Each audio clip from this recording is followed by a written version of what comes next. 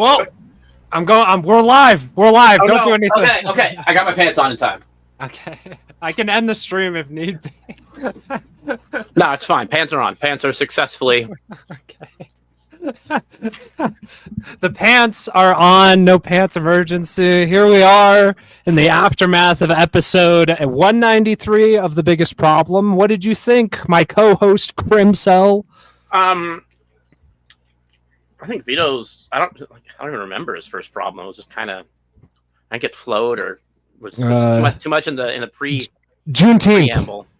Oh, Black People Day. That's why I didn't really think a cohesive problem. Yeah, well, he's kind of all over the place. He's going, Juneteenth sucks, but so does Martin Luther King Day. And I know he wants like Black Day or whatever, but it's like, I don't know. It's kind of a schizophrenic. Yeah. It's just racist veto. Yeah, and it's like all federal holidays are bad, which is. I remember they tried to sell us Columbus Day as being bad in school, and they're like, do you think this should be a holiday? Like, they did that stupid thing. They asked everyone in the class, do you think this should be a holiday and you should get the day off? Like, everyone was like, yeah. We should all get the day off school. Woo. Yeah. And then they like make us listen about how like Columbus like raped people and like had slaves and all this other shit. And at the end they're like, do you think we should still have like a Columbus Day and have the day off school? Everyone else in the class, no. Me, yes. Fuck going to school. I want the day off. I don't care how many people he raped. I'm not going to school. I'm not pro-rape, but I am anti-school. I'm with Dick. He has the same position more or less as you. It's like, who gives a fuck why we're getting the day off? Like, yeah, fuck it. If in school, like you said, they were like, hey, you get the day off, but you have to like not say the N-word. I'd be like, yeah, I'm down. That's a fair trade. Whatever. Yeah. I mean that. It sucks that federal services are shut down, but only because we've forced poor people to be reliant on them and made competition for them illegal. So there's no like good options for anything, and everyone's just like, well, we have to rely on the post office because it's illegal for anyone else to put stuff in the mailbox. Yeah, well, I mean, we have, you need them for certain things. You have like UPS and stuff, but yeah, you still need them for stuff. But I mean, it's just racist Vito, right? Vito just loves being racist. He's like the most racist libtard you've ever met in your life. Well, and that's what he should focus on if he actually cared. Those services aren't really important to Vito. Not really. Maybe it was big business, but what is he even? He doesn't. He's not shipping Super Killer. He doesn't have a job. He's not like that's true. Working 9 to 5 and all these things. And then he works very shut down. He works very hard on Super Killer. Thank you very much. Although it's not like he needs to ship it right now. Well, he needs to ship all his tchotchkes and all his bullshit, like his trading cards. You forgot about that, okay? But he doesn't like need to do that on like Thursday versus like Friday. Like he doesn't have a schedule where it matters. Where he's like, well, I can't do it today. I'll have to do it the day before or the day after. That's not gonna like, look, it's 3 years late. One day does not matter. It's been 774 days since Super Killer is fully funded. I just checked before the show. Maybe I'm wrong. Maybe one day is too much and he should be complaining because he needs to get it out now. But the people who use these government services are poor people. Vito's like, I can't ship. Well, Vito's poor. Who can't afford. I can't ship out my cards to rich people who won't buy my cards because they're too expensive. Isn't Vito more or less poor though? Like, I mean, maybe, but he's not like. Vito doesn't know. Like, Vito doesn't need to go to the Social Security office to like do anything. Even his like medical stuff, he's doing like through sketchy online stores, not through like the proper like normal government interfaces that these like poverty folk have to like use and rely on. Like if the food bank is closed on Thursday and all of your meals come from the food bank and you have to get there every day, you're not eating on Thursday. It might not be that extreme with like the actual services like the post office and stuff, but like people need their mail when you're like moving around like paychecks. I guess most people have direct deposit, but not everyone manages that, like you need some of these services and they're denying them to you on those days. So like when the post office cuts back a day of service, it's like, well, but you're still, you're not like saving me money. You're just like cutting services. Yeah. I'm still losing the same amount. You didn't like, oh, we're slashing the post office and taxes 10%. you're like, oh, we're just cutting services 10%. Well, then get rid of it entirely, and give me the money. Yeah, fuck the government. I'll use it to deliver my own mail. yeah. If USPS didn't exist, Ted Kaczynski couldn't have killed all those people. That's true. The good doctor would not have been able to dispense his medicine and wisdom. That's very true. Because I'm pro Unabomber, as everyone knows. So I'm with you. Abolish the USPS in memory of Ted Kaczynski. Yeah. So we have Yabon MF666. How are we, lads? How you doing, buddy? We got Ray is Happy, creator of the infamous Eric July pull-up mug, saying, let's fucking go. Not just that, he does these amazing watercolors. He's got an entire parody, like characters of different people in the sector and like Comicsgate and all these other spheres as Teenage Mutant Ninja Turtle characters. It's amazing. He did comic covers when Riley got like arrested that are like him and Mint getting busted. They're so cool. Yeah, Ray, you make great content. You make great videos. Your drawings are phenomenal. I second that, so I endorse. Go buy Ray. Yeah, the juicy juice is poured. Hell yeah, brother. Hell yeah, bro. But okay. What's the next problem? Juneteenth. Well, the first problem was shows getting moved around from their usual slots. That's been a problem like my entire life. It's like I grew up watching Power Rangers. Right. Power Rangers used to be on Monday through Friday after school in like a 3 to 5 p.m. block. You know what my favorite Power Ranger was? Was it the White Power Ranger? It was the White Power Ranger. Hell yeah, bro. Sorry, keep going. Sorry. I don't think I have a Falcon Zord here, but I do somewhere. It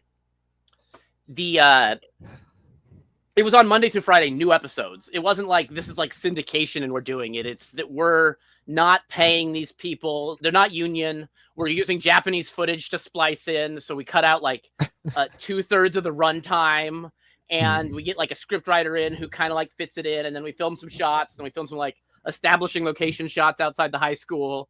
And then everything else is on these like 2 or 3 sets. Super cheap labor, abusing the workers, abusing the staff, everything. Dirt cheap show, new episodes every day, Monday through Friday, right after school. Perfect way to watch a show. Soap operas use kind of a similar format. I don't think they're daily, but they are like constantly running year round. Like they don't really take breaks.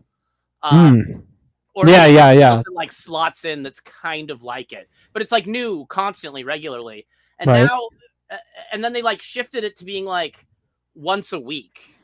And then even like the shows that are a once a week format are harder to like to catch, follow that way. Like, I don't know. Like maybe it's because like Dragon Ball Z, if you missed 2 or 3 episodes in the middle, you could probably catch what was going on because you saw the preview at the end of the last episode and you see the like, here's what happened last time on Dragon Ball Z at the top of the next episode.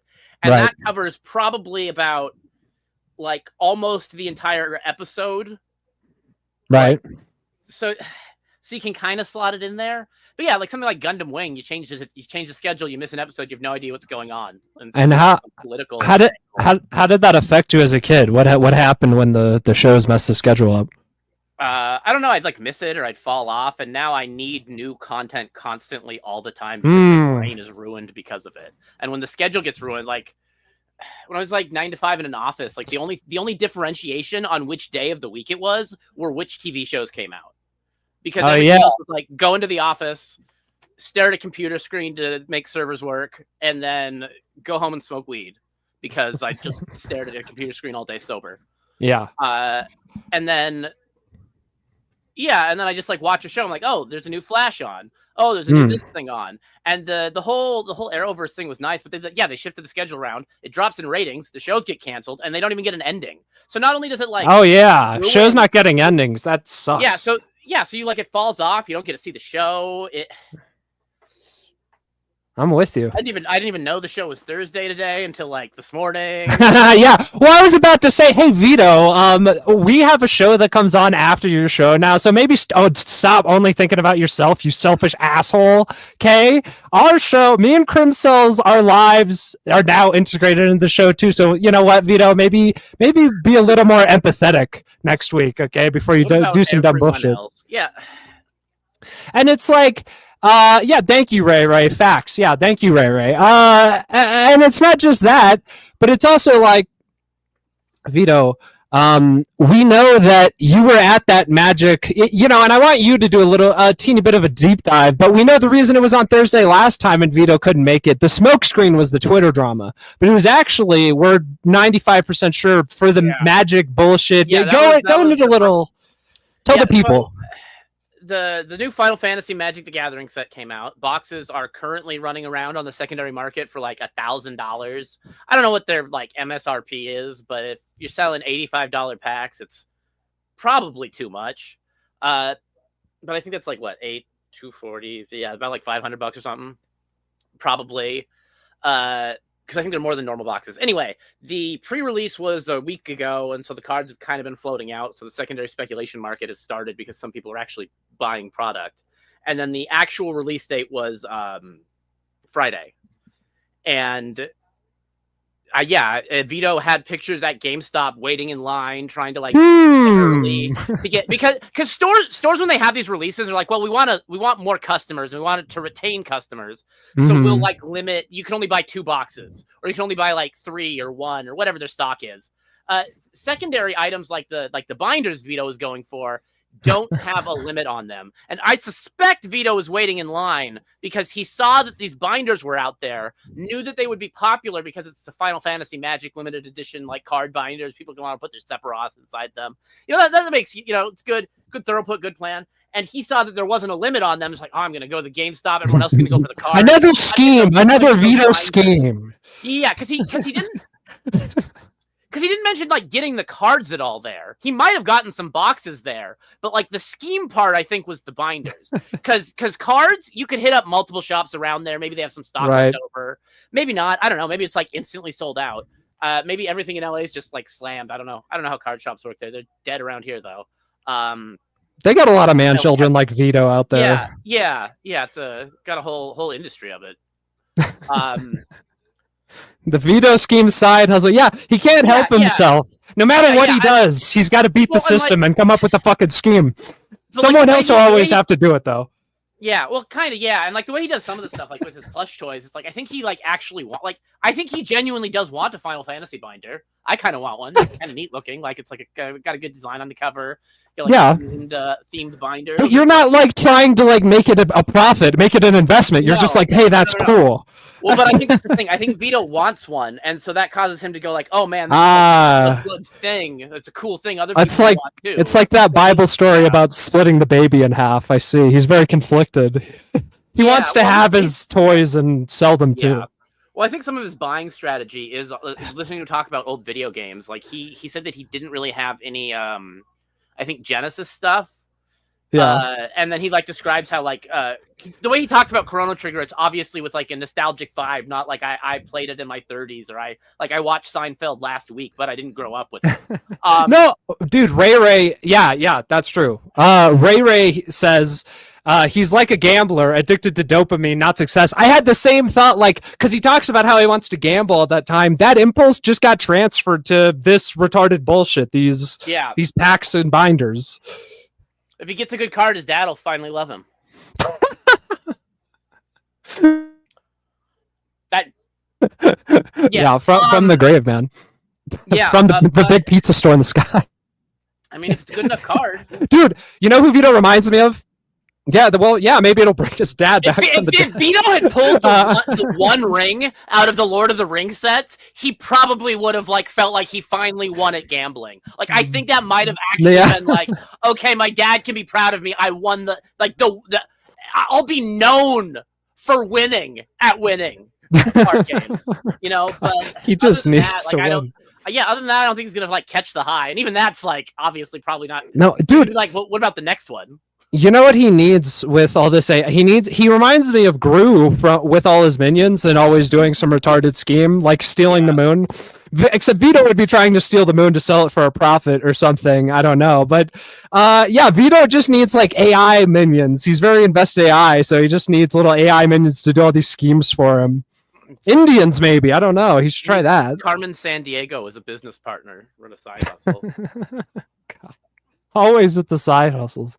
Yeah, he's trying to get those binders. I think there's probably no limit on them, so he thought he could go into GameStop and grab all of them, and then, god damn it, they don't have any. So, like, he may have wasted an entire trip to GameStop, but either way, I strongly suspect the reason he wasn't there last Friday.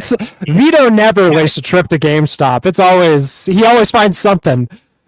Well, look at all those. How many boxes did he post? It was like 4. It was like 3 rows, like 4 or something. He got like 12 boxes. Like that. He was talking about a bunch of them in his cart. Dude, just imagine his giant body in his fucking car with all this just retarded nerd shit just, packed to the gills in his car. Like, what a sight. Go ahead. Not as bad as the inside of his house. Yeah, oh man, dude, I'm gonna get in there one day. That's the ultimate catch for the after problem is the house, the Vito property tour. Dude, Ray here says you're giving me a cartoon idea. Vito grew. Oh, let's see it, man. That's gonna be awesome. And then Yabin MF666 says even with the scam center of Indians, Vito wouldn't finish anything, and that's true, and we all know that's true. I will get in his house, Ray and everybody, eventually. Donate to our Patreon, patreon.com/the After Problem Show if you'd like to see shenanigans like that. All right. Anything else about moving shows around? Any other thoughts you haven't contributed? Vito's minions are Indians. Yes, LOL. That's hilarious. Yeah, I don't know. I watch Doctor Who a lot, and they totally jerk that show around all the time. Like, okay, it's on Saturdays at midnight. Now it's on Friday mornings, and now it's in the middle of Eurovision. Whatever the fuck Eurovision is. It's apparently some weird Euro Papa. Yeah, well, Israel is involved for some reason. Well, and then the Doctor Who episode was hilariously bad, being like, well, maybe because the terrorists were attacking a music festival, but it was made just like on before October 7th. It was written, produced, and finished before. That's insane. That's actually insane. But Eurovision did allegedly buy a bunch of votes. Israel bought a bunch of votes, and it's against the rules to do no. And so, you think Israel would do that? And because Eurovision's this I don't know, ridiculously gay music competition between the countries. I've heard from Europeans that they kind of think it's funny to submit bad songs culturally because I have heard this. Because if you win, it basically turns it into the Olympics. How it just ruins the city that it's in, costs a bunch of money. The host town spends a bunch, bring all these people here, and all those people do is totally trash the place, and then nothing stays because you just spent a bunch of money on shit that no one was using. Yeah. Unless you're doing Eurovision style concerts every day, building a new concert hall is just going to lose you money. I don't know if that's actually what they did, but that's what the Olympics do, and that's what I've heard it compared to. So I'm going to go with that. Yeah, but, it's like a gayer version of the Olympics. That pretty much sums it up, I think. I'd rather a music video off than most of the Olympic sports that aren't curling. I'm not going to disagree with you there. I mean, I do sometimes like the competition, but the Olympics has gotten real gay too. Everything's it's part of everything turning gay, Look, you just got to stick to throwing a rock down the ice and sweeping. Dude, I knew a guy who was Olympics. I worked with a guy who was Jamaican, and he was of Jamaican heritage, so he got on the fucking Jamaican national curling team. No joke, no meme. Oh man, that'd be great if you were from one of those tiny countries and they're always trying to do this representation shit. So you're in America, it's like a territory of America country almost with some of them. That'd be great if you could just be hey, I want to do this thing. Well, no one from our country's doing it. So yeah, exactly. Or I mean, Olympics. Do the Congo. That's always a good strat. Super hot countries because they're not gonna, what the fuck? It's like skiing or hockey. Country shopping people did oh, I could break this Olympic record or world record. Oh, well, there's no world record for this. I said hey, I did it. If you do the trans route and pretend you're a woman, you're gonna get every curling record imaginable. It's gonna be insane. I don't know. I mean, I don't know if I've watched women's curling. No one does. I got into curling because it was a mini game in Digimon World. Really? Yeah, and then I was like, wow, that was cool. I'll go watch some actual curling. Did you use the Digimons as the disc you're sweeping or what? No, you go into an ice area, and to recruit, I think one of the penguin Digimon to your village, you have to do this little mini game where you throw stones down the ice and pool them into the corners and try to get past the. It's a little bit like curling, but it's a video video game. Really? Off curling, yeah. I don't think they didn't do any like the brushing or sweeping where you like prep the ice, which is like the most fun part to watch when they're doing it. I was hoping they would use the Digimon as like they slide the penguins down the ice. That's perfect. That would be great. Yab says Australia has won multiple gold medals at the Winter Olympics. I did not know that, but that's cool, man. Didn't they win at breakdancing or get disqualified for breakdancing or something? That was in the summer one, and yeah, that lady just did that like retarded dance. She was like not a break dancer, this white Australian woman, and everyone just made fun of her. She did she was like season up and stuff and like walking the dinosaur. It was not pretty. On this first problem, yeah, Vito, like seeing no sitcoms, you mentioned it before, Krim, but I feel like that explains a lot about him because we've all sort of been socialized to one degree or another on these sitcoms. Even me, I'm a Zoomer, but even so, I watched those as a kid. Even like not, there's an artificial human condition in all of these shows. Obviously, some element is fictionalized, but when I was younger, I'd watch like Frasier, and I'd be like, well, he's the same character every episode, except when like this like a thing happens and he's like an idiot, and then that's the premise of the episode, but that doesn't make any sense because he's smart. And I had this like dumb idea in my head that like, oh well, they act like perfect, and like in a TV script maybe, but you know, people in real life are just fucking idiots who just fuck shit up all the time and have no idea what the fuck they're doing, even at like the highest levels of everything. So yeah, even as just like a baseline kind of idea of what people are, anime is wrong. Yes. At a fundamental level, it is not human. A sitcom gives you this environment of people, and even if you go out into existence with that expectation of a baseline, and then you have people like violating it, and you like either pretend you live in a TV show or like kind of like adjust, the gap from that to the real world is a lot smaller than the gap from anime to real life. Cromartie High School to American High School. Yeah. Well, dude, no, that's a really good point. Robots at school. Well, I mean, there might be now, but nah, no way. Maybe in Japan. But dude, that's a good point because people always talk about how the anime kids are fucking weird, and that's totally true because anime is like way more disconnected than like normal. Even like American animated shows are way more normal to our life than fucking. I'm sure if you've ever been in any anime community or around any anime community, yes, seen an anime community from the outside like a zoo, dude, you have to have noticed that they can't help talking about like sexualized perversions and fetishes, whether it's like furries are kind of anime adjacent. No, they're not entirely anime. There is the Venn diagram's a circle, basically. There is like a cartoon aspect and like the mascot aspect to like some of like the designs there, and like the general American anthropomorphization is kind of different from what you often see in anime, which is more hybrid creatures rather than like a dog walking around in a fursuit versus like a guy with dog ears is what you're going to see in anime.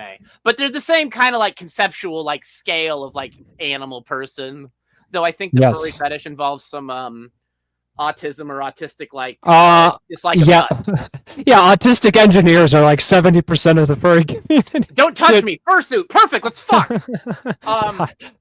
The cum pizza, never forget the cum pizza. Oh my God. Yaban says Japanese otaku are just as weird and unwashed as Western nerds. That is fucking true, dude. They are, but you have this entire community over here, and it's like the whole thing. So you have anime and these perversions, and they'll talk about like the perverted their fetishes and stuff like that, and they'll just like casually do that. Anime maybe less so now, but the entire time that the period Vito's talking about people trading VHS tapes would have been like anime OVAs. If you it sounds like that, but it's basically it's anime. It's anime lolly.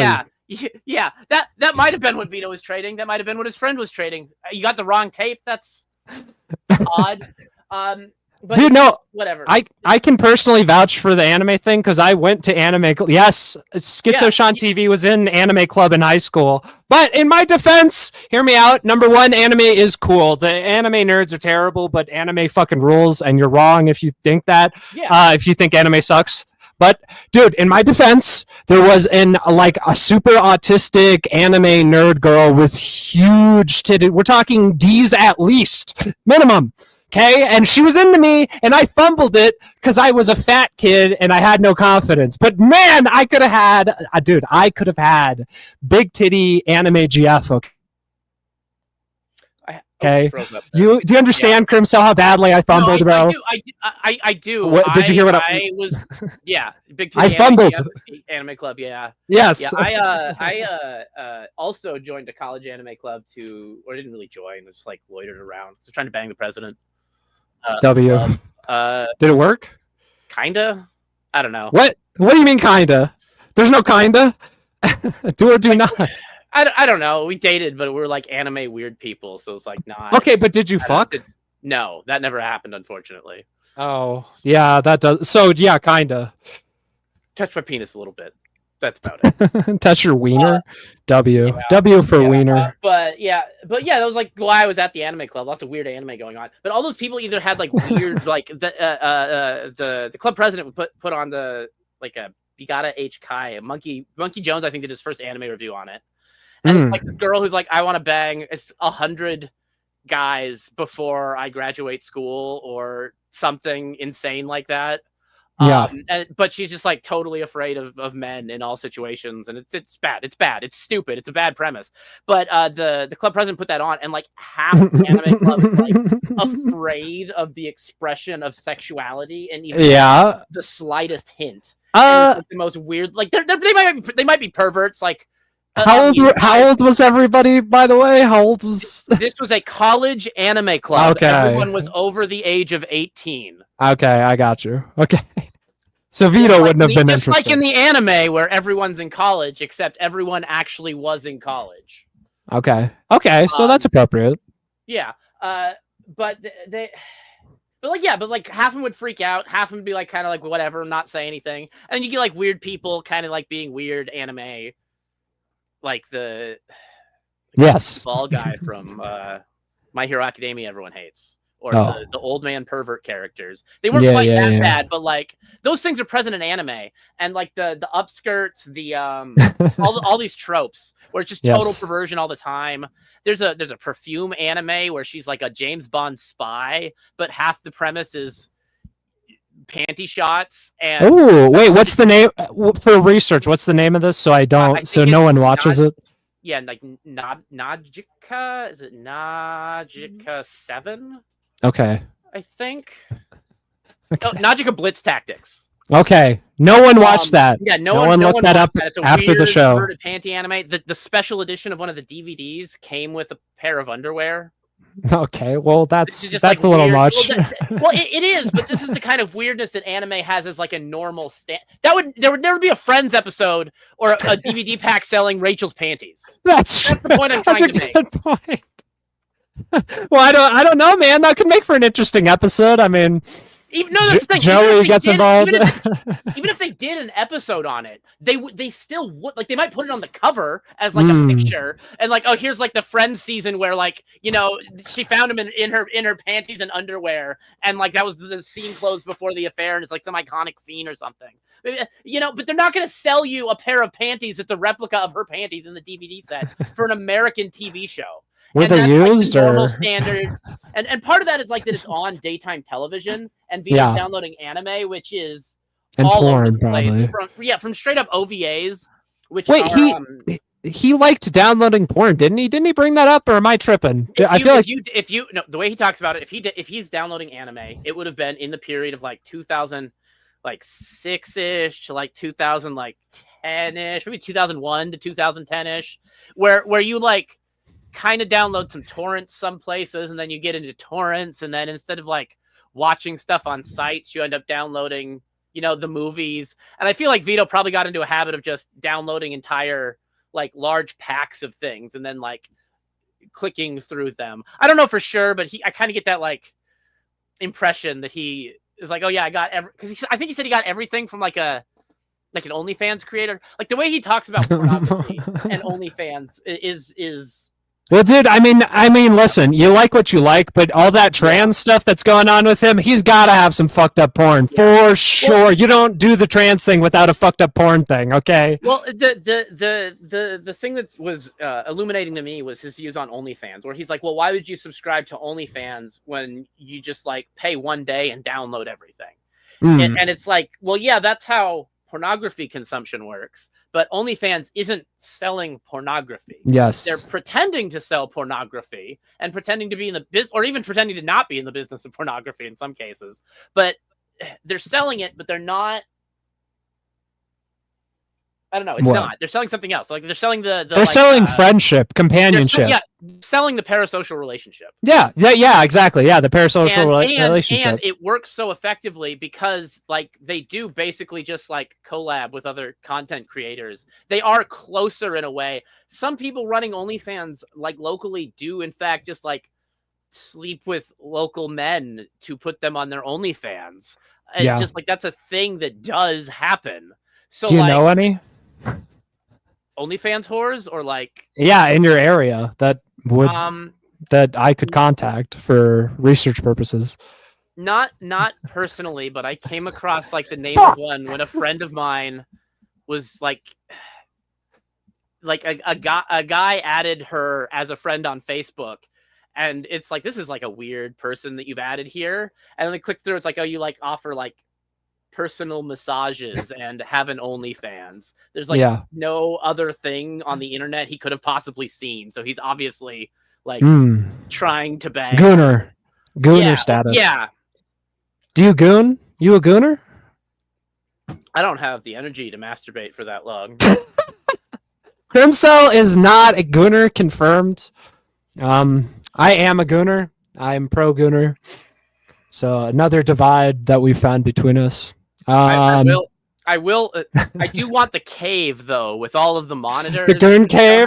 Even if they don't have porn on them, I need that like setup for a like, goon. my normal internet usage. Yeah. Goon. Platonic goon cave. We'll get that set up. Donate to the Patreon for Krimcl's goon cave. Yeah, I need the Batman like monitor setup. Watching everything in the city. The kill stream, biggest problem, WATP, all of it at the same time. But you're like fucking Rain Man or whatever. You can see through it all. Okay, so nesting. Not paying attention to people and just highlighting keywords in conversations to loop back into things that in real life. Yeah, nesting. That's the way to do it. Yeah, nesting is a problem. How'd you feel about that one, Krim?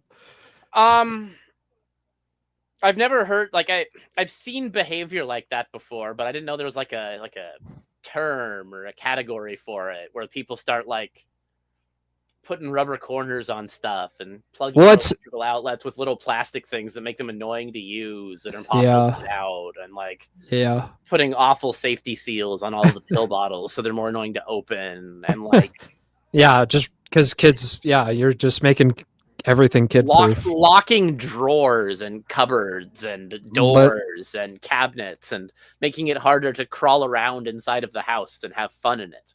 That's what nesting is. And drink some Drano. Okay, so in defense of putting a lock on the cabinet, drinking Drano. Oh, yeah. Well, it's under the sink. My mom was in the shower once, and then she got out of the shower, and I had dismantled the the entire underneath of the sink. Like I took it apart. Yeah. And how old were you? Like 5 or 6, I think. Okay, I got you. I didn't like break it. I just like took all the parts off. Yeah.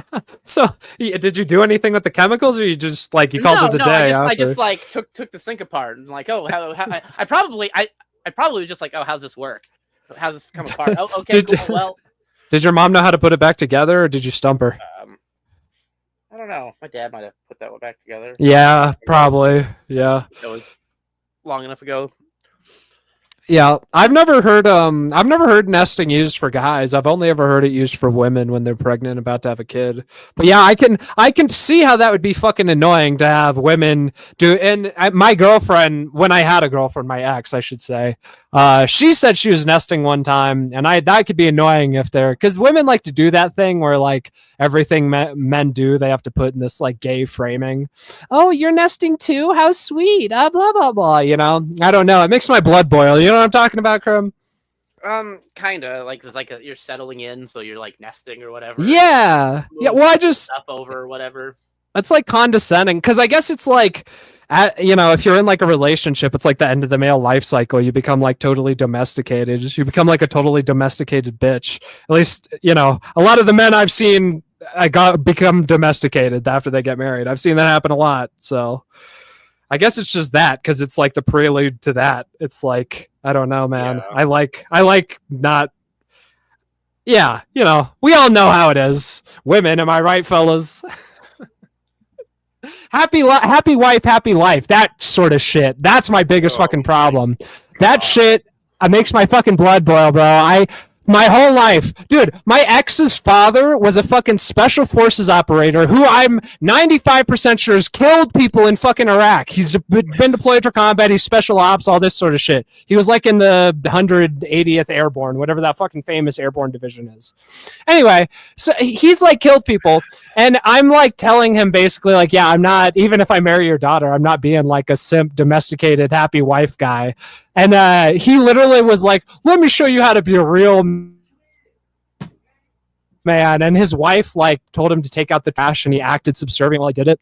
And I was just like, bro, like you've killed people, but like right now you're just like a total bitch for your wife.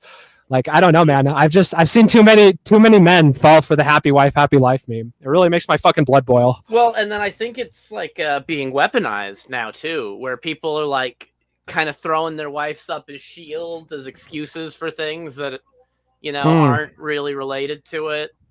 We can go after that after we talk about the last thing with like Richard Embry over in Comicsgate is like blaming his wife for why he's rage quitting all across the internet and like he can't stream with Mint because she does OnlyFans. What a pussy. We should get into that, yeah. But yeah. Anyway, anything else for nesting? Any other? Yeah, not really. I don't really like. I don't know. I've only moved in with someone like twice. Yeah. So it's like. Yeah, I got you. All right. So deli dummies. Last problem for the episode. What'd you think? I've never been to a deli that uses tickets. Really? Not even in like a supermarket like Albertsons or King Soopers? Well, those are kind of local brands, but regional. So, like So what's your deli experience normal like? Or what is your deli experience normally like? I mean, usually I just go to like one of the grocery store deli or something, grab some meat, and then it's I prefer it thinly sliced. Vito is right. When it's sliced too thick, it's like, what's the point of eating it? But I don't know. I just like grab like a pound of meat out of like the deli fridge. I like barely care what it's like. Okay, Black Forest ham and honey roast, whatever. Just like, I don't know. It's like, turkey sucks. I know that. But, yeah. Dude, I don't. Every time I've only ordered from a deli and like a grocery store like a handful of times, but every time I do it, I feel like they're mad at me for trying to order deli meat. And it's like, I don't know. I don't have the whole process down. And I'm like kind of sort of autistic, so it's a little hard for me when I don't. And it's like, they just like give you blank stares and I feel like they get frustrated with you. And it's like, man, I don't fucking know. I just want some meat. Why is this so complicated? Why do I have to give all the specifications? But that might just be a me problem. Yeah, it might be. I also think maybe Vito's talking about like thinking about it, not just like the sandwich delis, which I don't know. The ones around here are kind of like weirdly they're like local. They don't really have like, sometimes they have ticket system. Maybe. Yeah. Well, if it's anything, like I had to stand around by the counter and wait for my sandwich, not wait for my number. Yeah, well, yeah, that makes sense. I mean, I think Vito's means like a straight up like deli, but I don't know. I feel like I vaguely remember it was in a supermarket, but anyway, I have worked at Jimmy John's, which has a fucking meat slicer, and I was the. Sorry, go ahead. Sorry, is Jimmy John's a deli? Like, is that considered a deli? Well, I wouldn't call it a deli, but it's got like deli meats in it, because it's got like the gabagool, it's got salami, it's got turkey, and we do slice it in-house. Or we did. I don't work there anymore, but I was the third assistant manager, okay, of Jimmy John's. Big stuff, and I was put in charge of the slicer. And Vito's right. They don't... I mean, Jimmy John's had a video too, but it's basically like throwing you to the wolves. And yeah, you fucking sit there and slice. And dude, Vito, like, dude, it's awesome. You just... When I would slice at night after the store closed, because you had to get... I was always slicing more than we needed because all my other fucking coworkers were bums and wouldn't slice enough. But it was great. You get a fucking soda fountain all to yourself, get some Diet Coke or whatever, and just fucking... You eat all the scraps. Great time. And yeah, cleaning it was a pain in the ass. Like, Vito's on the money. Like, I don't know, working for a deli does suck. Customers will ask, like, Jewish. For us, it was the gloves. They were, like, allergic to latex. So you had to fucking change your gloves and clean. Dude, if fucking customers came in and asked for non-latex, you had to take the cutting boards, which you use all fucking day, swap them out, and wash those ones in, like, the middle of the day because some asshole is coming in and can't... Oh, my sandwich can't have latex on it. Yeah, okay, pussy. Get the fuck out of it. I just, like, go somewhere else, man. Like, you just, no one likes you. Latex allergies. Yeah, that's a weird one for a food place. I think I'm telling other people's stories. I'm pretty sure Jimmy John's was where Riley worked when he was like, I'm not doing. Really? I'm working working something that isn't this. Dude, so maybe me and Riley need to have a chat. We can sit down and connect over our Jimmy John's days. Well, I suggested to Vito and George, we should start a Jimmy John's podcast. They do like a pizza and food show together. If you and Riley have both worked at Jimmy John's, that's basically the same premise. But dude, I want to steal all Vito's shit like John Dishwasher, so that's great. Yeah, me and Riley could just steal his like food video stick. That's awesome. I'll have to. Hey, I'm gonna be in Boston, so I'll ask Riley. If you can throw one together, because Vito mentioned a place in Boston. If you can find that place that he stole from and just do a video there with Riley, that at least would be solid. Yeah, I'll have to ask the menace, the CG slumlord about that. Ban says the weirdness of anime is just an extension of the Persian of the Japanese. That's fucking true. That is true. My they sell like panty vending machines and stuff. Yeah, that's 100% true. Like my friend was over in Japan and he went to the bathroom and his girlfriend's like waiting outside and like a guy walks by and like starts trying to take like upskirt pictures of her because she's alone. Really? Dude, that's crazy. We beat the shit out of the guy, but like... Well, I don't know if that was... Well, I mean, he just wants a pant. What the fuck? Well, like the panty shot upskirt, most of the Japanese people aren't going to get involved. So he's just like roughing the guy up. It's like, get the fuck out of here. Blah. Like, yeah. Pretty funny. Well, yeah, they're easy to... Because they're tiny. They're easy to pound on if you're a white guy. Yeah. Oh, okay. New segment presented by Great Value Whole Milk from Walmart. Okay, we love that milk. Whole gallon of fucking milk. Like a gallon a day, baby. Okay, we gotta get these muscles so I can beat Vito up eventually. Get through his fat. White milk. So yes, this next segment is sponsored by Great Value Fighting Milk from Walmart. Thank you. We love you. So Krim. Each of us is going to choose a problem as the problem we think is going to get the most votes next week. Not the problem we like the most, etc. The problem we think is going to win. And so I don't know. Oh, and we're going to, whoever gets to 5 losses first right now has to shave half their beard. That's the consequence. So either me or Krim will have half of our beard shaved, okay, depending on who loses 5 times, okay, over the course of, however long it takes. So, yes, so me and Krim may look very different eventually. Is that get rid of one of these spikes? Yeah, I kind of have a natural partition down the middle too, so. But, okay, so I'll let you go first. I'll let you, since you're technically the guest. What's your lock of the week presented by Great Value Milk? I mean, I really think the show's changing days is gonna win because it's like directly related to the show and that episode, and that it's on Thursday and not. I agree. No, that one's not good. Actually, no, that's the worst one. You should choose a different one. Those are also the only Vito's problems probably the black ones always get a bunch of votes. Actually, I'm gonna take that one. I'm gonna take Vito's Black Day.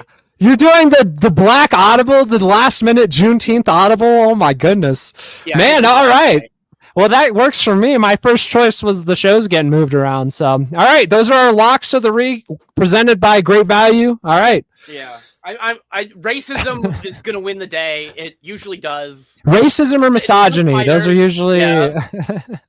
And yeah, I mean, we have both. I guess not in these problems, but nesting is kind of misogynistic. We got there. Vito always makes sure. Okay. Any other thoughts about the episode as a whole? God, he said something about. God, I don't know. The Martin Luther King bit was. I was in the other room listening to it, and I laughed out loud. Yeah, I have a dream. Yeah, that was very good, dude. No Vito's booty is pissing me off. I just want to say that I'm very tired of not getting an update on Vito's weight and Vito's booty. It feels like that's actually been moved around a lot. It was supposed to be on Fridays, and now it's he's in his house. It's not just changing times; it's changing places. Yeah, well, they could still. I mean, it wouldn't be as good, but they could still do it, and Dick could keep the toys around for when Vito shows back up, and then destroy them. Because I mean, I know it's not as good, but that's the thing about his gambling, and I think why he's opened all of those card packs and just burning through his sealed card supply and doing his snorting that cardboard crack. He yeah. He's tapping into his own supply, though, as we found out at the beginning when he starts immediately shilling his Whatnot stuff. And I've been tuning into his Whatnot streams. They're all right. They're okay. But immediately with the shilling at the start of this episode, oh my goodness. Well, and then he's and I can't even sell these on there because Whatnot is relying on having new people sign up and getting $10 of free credit, and that's why all of those people are doing those roulette things, is because new users get to sign up for free and spin the wheel with their credit. They do not have to spend money, and if they win, they're addicted to you. Well, and Vito, it's he's well, if I did that, I could make so much money. It's okay, so do it then, Vito. You're always talking about how your schemes, this and that, my fucking Balatro, my zine, my fucking gambling. Do it, bitch. You could make so much money. Fucking become rich. Yeah, it's all gambling and exploitation. It's not just hop on Kick, dual stream to Kick, have people bet on if the person who just bought a card pack is going to get something good or not. I don't know. Yeah. Get other people. And he loves the stock market too, which is just he day trades, which is basically just well, even with the stock tip Vito, that's making him part of your. It's making you part of his thing. It's good parasocial marketing, and he should be leaning into it. He should be making the people who are he's opening the pack for the guy who just bought the pack. He should make it feel like everybody won when that guy gets his foil Sephiroth golden chocobo whatever. He should be oh man, this guy won, we all won, us as a community of better cards now. What I don't know how to do it. Can't sell fucking anything. But can't sell cheap crap to nerds. He should be exploiting those parasocial relationship building things where you we get scared though. Hey guys, I can't make this video without you. I need your ideas in the comments, and maybe your idea will get turned into a video. He needs to apply that sort of logic to gambling. Anytime parasocial stuff comes up, he gets really scared. He gets very skittish. He's oh, I don't know. Parasocial stuff freaks me out. I don't know you in real life. We're not real. And it's dude, just Vito. It's not that serious. Just chill. So I don't know. I don't know if that would work because he gets. He can't. He does not know how to establish, create, or a diet. I don't think he even knows what a boundary is. Yeah. Yeah. Yeah. Anything else? Any other? I don't want to cut you off. No, I think I was petering out there at the end. The last. Well, I will say that stinger was phenomenal. That was a great stinger. Oh yeah. It wasn't Reckon. Reckon, if you're watching this, someone send this to Reckon. Make more fucking stingers. I love them. I know they're shitty, but that's, it's great. It's part of the show's charm. Yeah. Like, make more stingers, Reckon.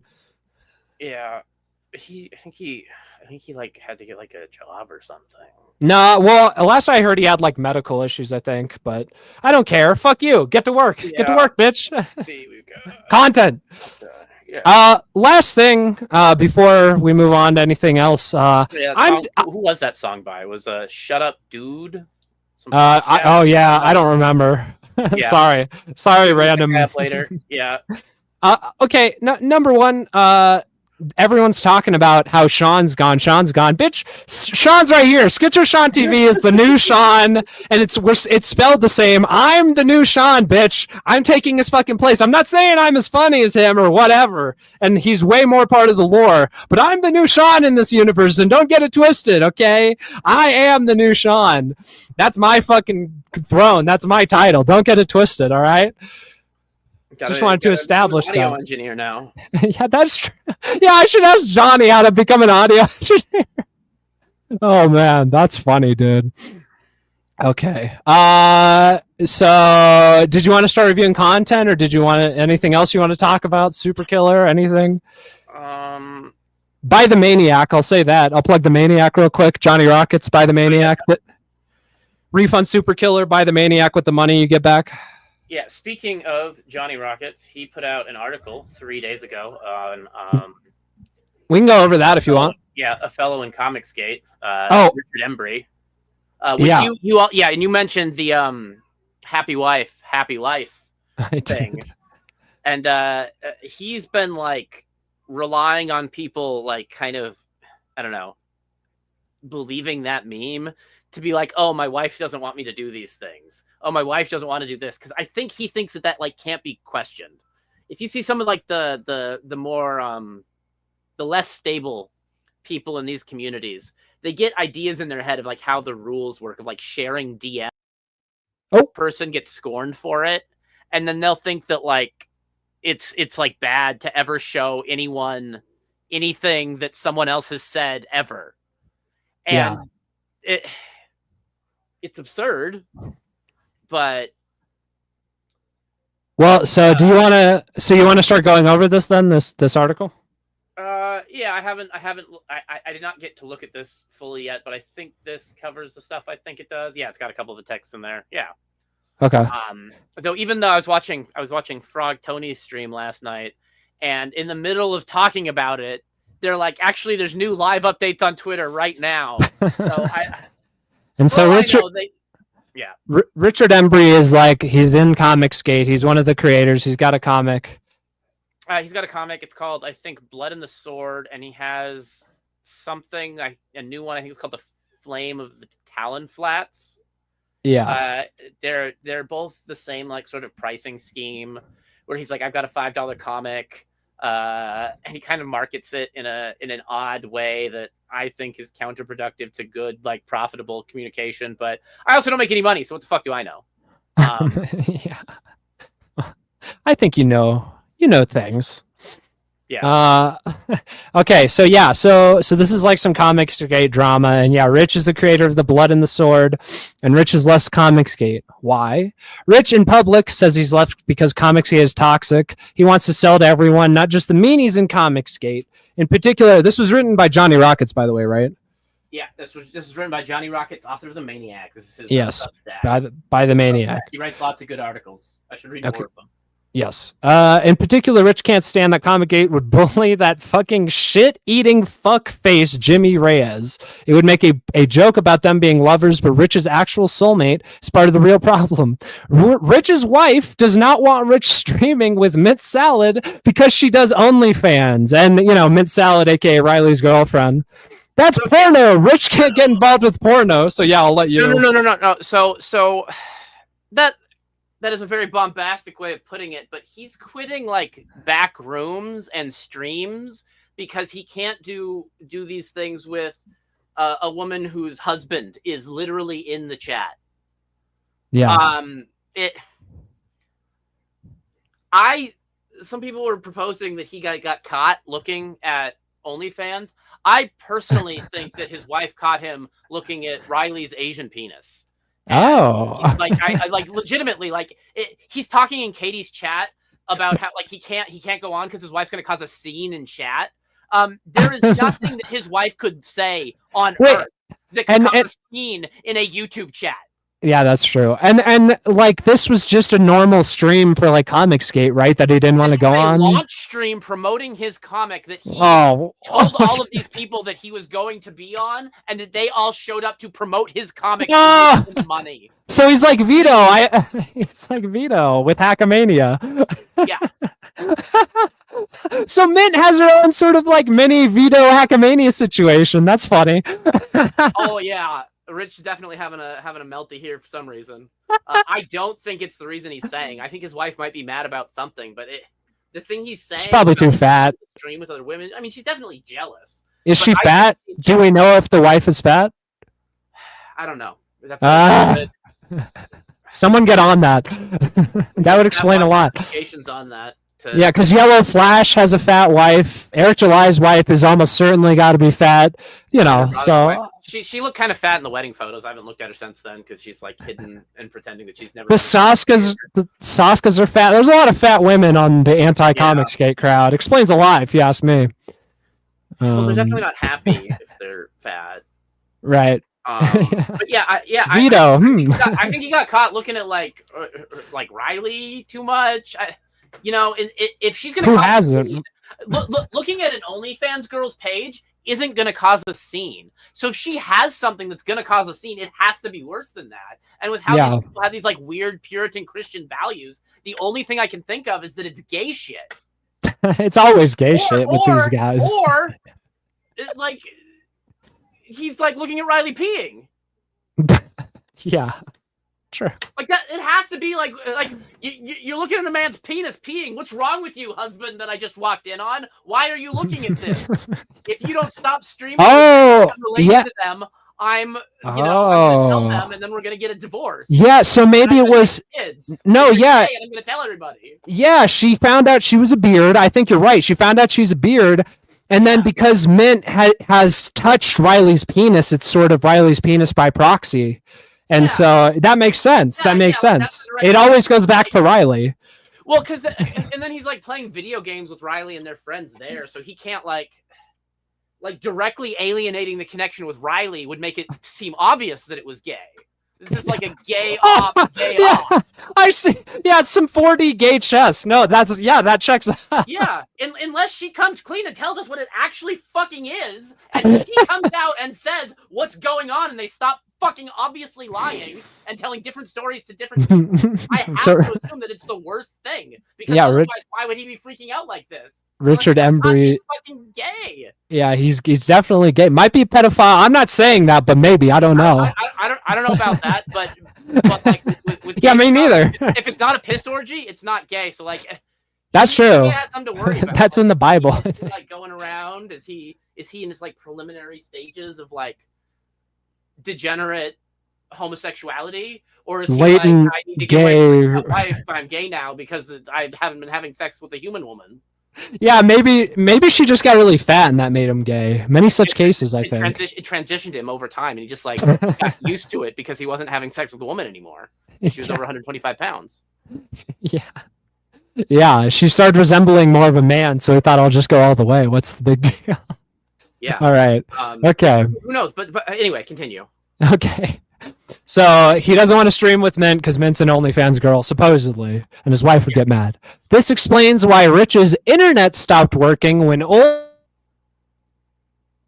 Minty appeared on stream with him. It was a Comicsgate stream dedicated to selling his book, by the way. He wanted to obey his wife without telling anyone. Yeah, fucking exactly. Happy wife, happy life. Fucking dude, the amount of times like we've been cucked out of good fucking content because wives are throwing a hissy fit is insane, incalculable.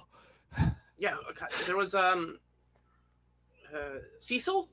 Yeah, Cecil from Comicsgate, who did I don't know, Cash Grab. He did the Cash Grab comic.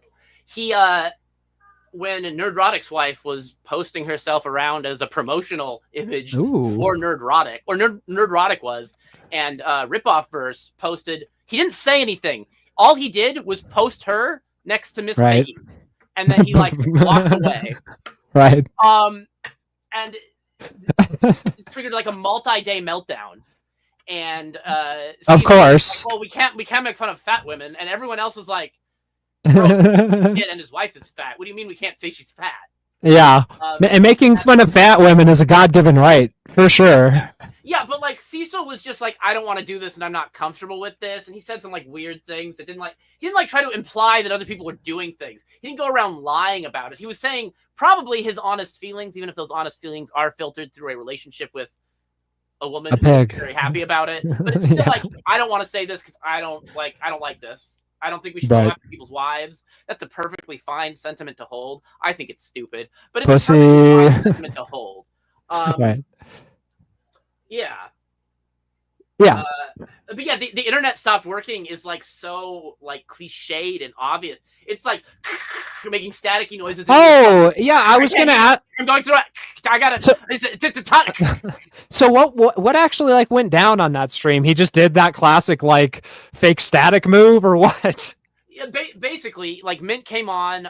There was like a noise in the background, and then his camera went off, and he muted.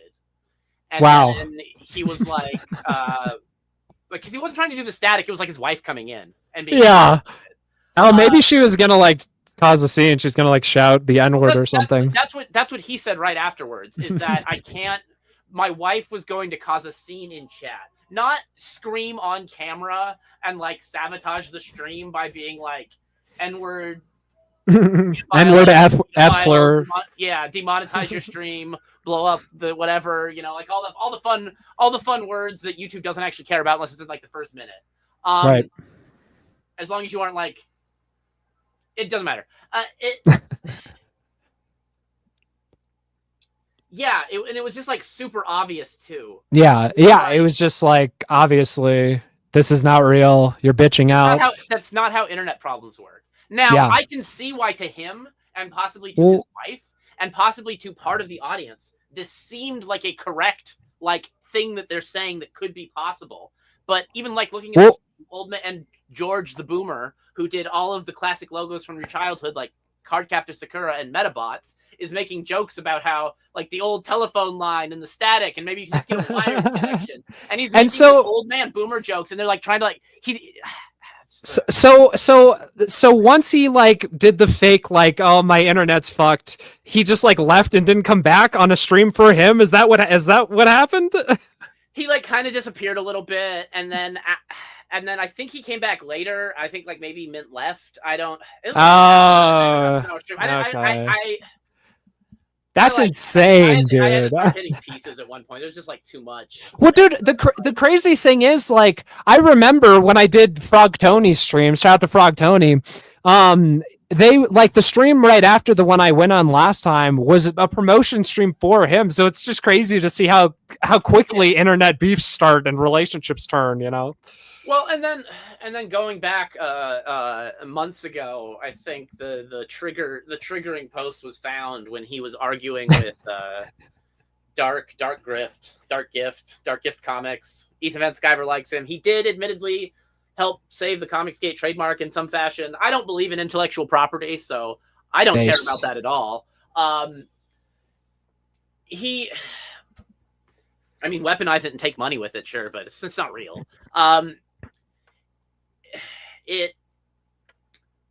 He was arguing with him, and the thing Richard was arguing with wasn't something that the guy said, and he kept saying that the guy said these things, and then those guys like, I never said that. What are you like? You're an idiot. You're wrong. And then Richard posts a screenshot, and it's him not saying the things that Richard said he did, and it's not about Richard. And Richard had been talking the whole time about how it was like attacking him, and then going down the thread, lying and implying. Yeah. And then down the thread, he's like, Ethan Van Sciver from Jersey or whatever doesn't like your kind.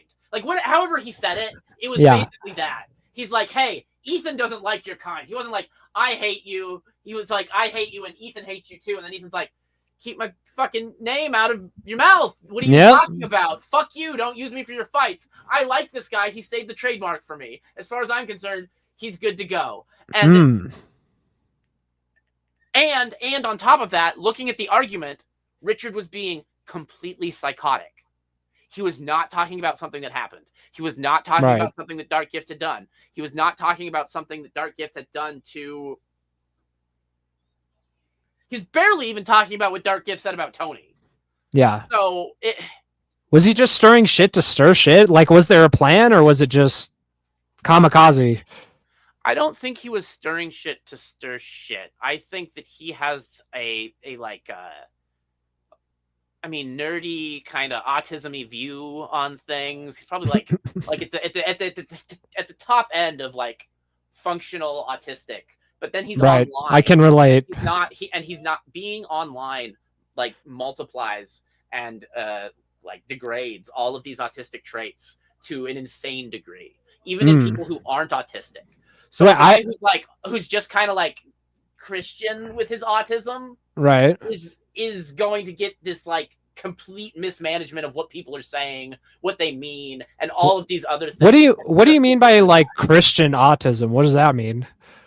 Like Katie shared a DM in a private group to establish that he was lying about something and like trying to confirm, like, is this like, did this happen? Is this a thing? What's he saying? And he then posted that she's like a snake that's like doing all of these things.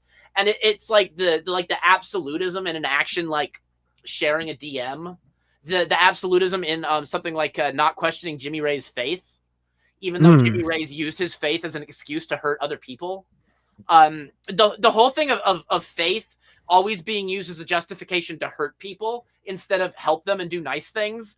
That's what I kind of mean by that. It's not always predatory, and most of the time it doesn't manifest as anything. It's just he's in this situation here where EVS is like, don't say my name, and then his response is like, I don't take orders from you, and it's like, this wasn't an order. I just told you, like, God, don't use me in your arguments, especially when you're wrong.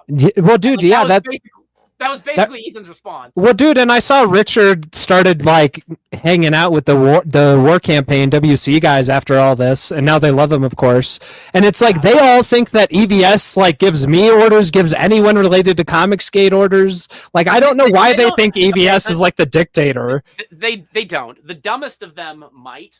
But what they actually do is the things that they're saying. They hang out in these like sub rooms and like group chats and all of these other back rooms together, and they spread whispers and rumor monger, whisper networks, I think people call them, and they go to people like Rich, they go to people like Liam Gray, Dino King, recently readmitted into the Kings after a crazy break caused by these people. What are the Kings for the people at home? Comicsgate Kings is a series of people from the traditional comic market. Marvel, DC. I don't know the other publishers because I'm not a comics. I just read them. I don't care about any of this. I just like Image. Yeah. Anyway, Image. I know the names of other publishers. They're just like, I own books by I got you. Like, I got you. The people who used to work there, and then Comicsgate itself was kind of like an online like not Gamergate was like a response to like weird, who cares? Comicsgate ethics in games journalism. Yeah. Comicsgate was more directly like these people are getting blacklisted, not allowed to make comics. Like their Kickstarters are getting banned. Like they're not allowed to create art, and that was kind of like the idea of the movement there. And then later on, or maybe during, I don't know, Ethan Van Sciver came in. And that kind of started the King's idea by being these former artists. And I think people like Richard Embry and their lower level people feel like the Kings. Oh, okay. So the Kings are sort of like the founding fathers of Comicsgate, sort of. Yeah. And I think the name itself isn't even like it sounds very pretentious and presumptuous, but I believe the name came from people like treating them like Richard is right now. It's like, you're acting like a king. Like, okay, cool. I'm King Ethan. I'm the King of Comics. Like it's like it's the same thing where he like his signature like looked a little bit like a swastika, and they started talking about it. So he's like, well, here it is, even more like one. Fuck you. And it you know, maybe it worked, maybe it backfired, maybe it didn't. It's like yeah. All right. He did it before it was cool. Yeah, true. Unfortunately, which is why Comicsgates exists, because he got canceled for it. And that's like the Comicsgate group. And I think some people are throwing around like not lower level. I don't know how else to put it. Like people who weren't professionals making comics, want to make comics, feel like they have to compete with those people now rather than like Vito working with them. Yeah. And like Vito has like more of a presence than a lot of these people do, because he's like a YouTuber. Yeah, he certainly has a presence. I'll give you that. He's got big old round presence. Well, like the Pepsi meme and like the Belle Delphine's bathwater and the roaches in the PS4, those are all Vito. Like those memes exist because of Vito. Yeah. Like those I heard old bathwater, but she never shipped it out. Vito just like pretended to vape something that he made. Brilliant. That's absolutely true. Yeah, dude, I found out because I watched the Pepsi thing and the Belle Delphine thing separately, and it took me a while watching The Biggest Problem. I'm like, oh shit, it's that guy, the Belle Delphine bathwater guy. Yeah. Well, I remember he talked about the roaches. Like, wait, what, really? And I went back and like I found like the posts that I was looking at that were about roaches. Like, yeah, that was literally Vito's post. So, like, that's why I have like the roaches can infest PS4s meme in my head. Was a viral post from Vito. Vito, like, before Biggest Problem ever happened. His influence molests us all in different ways. Yeah, and some of these people like don't want to be these like promotional entities. They kind of just want to like make comics and sell comics, and they're not like good at marketing.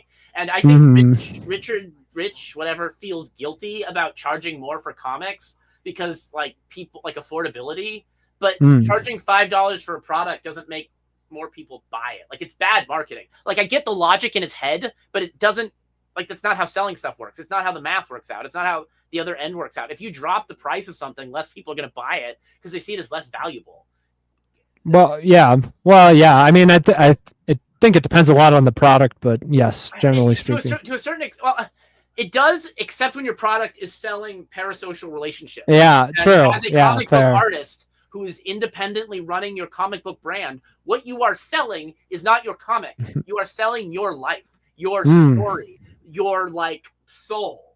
Yeah. Whether you're like splintering it off and destroying it, like some of these people appear to be doing, or like magnifying it and expressing it and turning it to something that like can support your family forever, like EVS is trying to do, or just like a whale salesman. But Vito's tough because like with the cards, he genuinely wants to make a comic, but he also has this like scam side of himself where he thinks he has to make the choices that are like optimal for these side scam things. Yeah.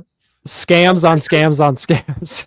Yeah. Like, I think part of the micromanaging of the comic, and like, I use it as like slang for him wanting it to be a cartoon. I don't necessarily think that's true, but I think his stylistic influences are cartoons. I think the way he thinks of scenes in his head is like cartoons. You're right. Yeah. And I think that translates into the comic, whether that's because of the artist or he's like, got a. Like, there's no. I don't know. But he's definitely watched way more animated comic book stuff than he's read comics for sure. There's no. Yeah. He's talking about downloading anime. If you're downloading anime, you might have read some manga, but you're downloading way more anime. Yeah. Because manga isn't like. Scanlations look like shit most of the time. Fan subs look like the normal show with subtitles. All right. So the article, getting back to the article. He pretends his internet isn't working. Yeah. And so Johnny Rockets here continues. That's crazy. The request, I mean. Rich decided to obey it in a way that's more retarded than crazy. It is a crazy demand. Rich can no longer do potentially profitable comic book conference calls because they involve a woman who does OnlyFans. As we all know, there is an epidemic of OnlyFans models preying on married nice guys. It starts with talking about Spider-Man, and then before you know it, you're shooting your webs all over town. Very good. Mint Salad is a predator, and she needs to be stopped. That's true. Someone needs to stop Mint Salad. Maybe Riley will eventually turn on her. I don't know. He might be the only person who's capable. I 110% believe she could overpower the oh-so-virtuous Rich. His computer should be burned for his own good. His wife is right. He's basically walking down Peg Alley and Daisy Dukes every moment he streams with that harlot. I mean, Mint could definitely beat the shit out of him. Mint could definitely peg him. I could see that for sure. Seriously, the wife's request is shoot yourself in the foot because otherwise you're going to fuck that whore and ruin our wonderful marriage. This is commonly known as I married an insecure control freak. Or she wants to cheat and this is projection, or has already cheated. That would explain why Rich is also being mean to Katie Did. Can't abuse the woman who's abusing you. Cuck rage. You want to jump in with anything there? I don't know, but like a woman doing that is definitely freaking out, either because of her own behavior or his. One of them has philanthroping tendencies. He the way I see Rich talking and the way he tries to like cover up indiscretions with Faith, that kind of sounds like someone who would cheat on their wife to me. So I don't know. So your money's on he's the cheater. Or they're both cheating. I don't know. Yeah, they kind of like those kind of people kind of like attract each other. And then like look, I think they both want to. Okay. He has the sexual marketplace value to pull it off. Most certainly not if he is making comic books. Yeah. Which I don't know, might lead some reason to be like, oh, you're around nerdy women. Well, those are not socially skilled women. Those are. I'm gonna take. But they're both married. They're both also married. He's being around other married women. Well, they're like husbands are in the next room over. That's true. He's not going to like conventions and like. He's not flying to Vancouver to film a live action version of his comic with two white women. Who obviously, one of them is having sex with him, or at least right. To. Right. One of the two. Like, like whatever abusive situation is going there, whether it's them manipulating him or him manipulating them, there's some like weird sex shit. They flew to another country to do it. He's just like making $5 comics. I think his pricing structure needs some work. John Malin gave some advice to the Immortal Rising guy, who I was getting confused with Richard Embry's Blood and the Sword because they both have $5 comics. So if you have a $5 comic, you're going to be associated with this forever. So don't price your comic at $5 because it makes everyone think it's worthless. Damn. How much does Super Killer cost? Like $25. If you want to give away a digital copy of your comic to people who you feel have a hardship, personally mail them a copy. Personally email them the digital copy and sell your book at the normal price. If you have like supportive fans who are always there for you promoting your shit, you feel like you need to like compensate them in some way, don't sell your book cheaper. Make it $35 and give it to them for free. Yeah. They will then have $35 worth of investment in you, and you will have spent nothing except giving someone who's been nice to you some ones and zeros. More parasocial stuff. I like it. Which, by the way, all this is. That doesn't apply to us. We actually love our fans. Okay, anyone watching this, we actually love you from our hearts, not just because you can potentially turn into a revenue stream. We love you. We are your new family. Isn't that right, Krim? For money, yeah, sure. Yeah. My love is viable. My love is cheap as hell. Yeah. I had a dad, and like my parents didn't really try to like buy my affection, but it can be bought. How much can it be bought for? Perhaps $3 on patreon.com/theafterproblem show. Would that buy your love and affection? It's a good starting price. That's one of the perks. We give us a couple more dollars here and there. Yeah. So super chats when we get them turned on eventually. Yeah, that's, part of the perks of giving us money is we will love and cherish you forever until our graves on our deathbed. That's a fact, Jack.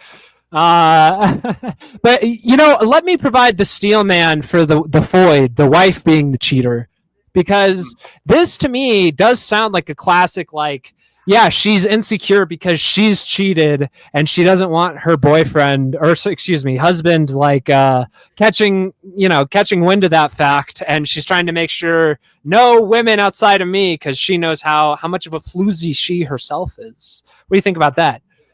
I mean, that could be that she's like got that like I want to run away with like the first better man I see. I won't do it because like I have morals and a child and don't want to abandon these people. Well, But it's never stopped people before. exactly. Yeah, that makes some sense. I feel like with the cross messages and the multiple things, I feel like there is a genuine like core of annoyance from the wife, but I feel like it's being overly exaggerated to distract focus from the thing that's actually the problem that he can't admit to himself or publicly, which is like the not making enough money, the EVS, Shane, and Malin, like he's jealous of them. He feels like they're telling him what to do. He feels like they rule over Comicsgate like fascist kings, and that he's a little comics peasant or whatever. And the problem is that he's created that cell for himself. No one made him a comics peasant. He's like, well, I want to like give the book to like the people, and I don't want to charge too much for it.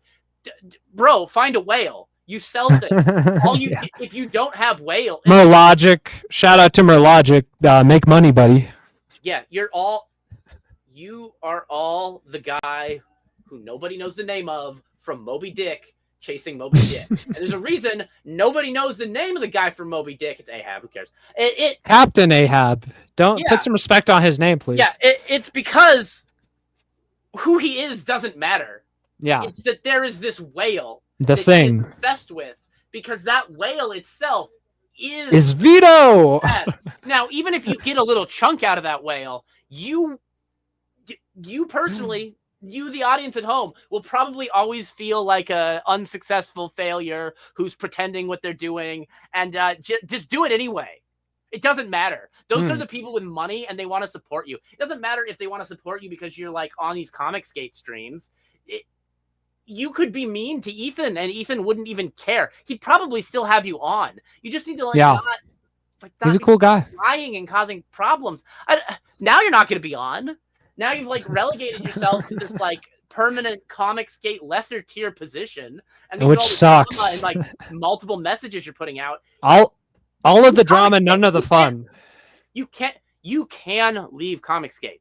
You cannot leave Comicsgate like this because it permanently ties what you're doing to the idea. You are never going to have a campaign again where this isn't like relevant because I don't know, like Vickyverse wants to leave, pretend she's not Comicsgate or hates Ethan now. It doesn't matter. Like she just makes a stream every week about Comicsgate. She's Comicsgate. Yeah, no, that's the opposite of love isn't hate, that sort of thing. Like sometimes haters are the most dedicated fans, for sure. Yeah, and like I'm not like Comicsgate. I don't care about comics. I would burn all of Comicsgate to the ground and everything inside of it for my own personal like profit and goals. There's just never going to be a time where what I want is going to be that. It's like because they're not. They make comics. And like that's the core of what they're doing. And I want people to make things. You just gotta like not lie about it. And if you're gonna lie, like Frog Tony mentioned this, you can't tell multiple people different lies. Yeah, well, he doesn't sound like the brightest bulb in the box. You shouldn't even be telling yourself a different lie. You internalizing the lie so much that it becomes true to you, and you start gaslight yourself evidently in the world around you. Yes, exactly. You must gaslight yourself. Lie. If you act like it's not true at any point, people are going to prey on you because you have this weakness. Because you know you are telling the not truth when you tell multiple stories, you will have insecurities in your delivery, which will cause people to be like, wait, are you telling the truth? And look more and find the other stories. You need... Yeah, 100%. It's not even like good. It's just like, oh, actually, it was this thing. And it's like, well, actually, even though Mint did a card for my campaign. Anyway, keep reading. Okay. So where we left off, Johnny Rockets by the Maniac. Cuck Rage. Hang on. What has Cuck Rich said in private? Rich DM'd Klippa, a.k.a. Riley. Of all people, that EVS/Shane/Malin, and all of CG did not do enough for Rich. He went on to accuse Riley of having daddy issues. What the fuck? Also, again, poor Jimmy Reyes. I don't call him a F slur. Anyway, Rich sent this to Riley after Rich acted like Mint. Riley's property was radioactive. It's very, very funny, Johnny. And so this is what. Wait, so what is this? Rich sent this to Clippa. Okay, so this is what Rich sent to Riley. As far as Comicsgate, EVS, Malin, and Shane don't care for me, so why am I going to stick around and beg for table scraps? Terrible grammar. Plus, I didn't like them mocking Jimmy, so I'm just going to be doing my own thing and supporting and helping out others. So break this down for me, Krim. Break this down for me. Okay, so we got Comicsgate, we've got Ethan Van Sciver, Malin, and Shane. It's all coming together.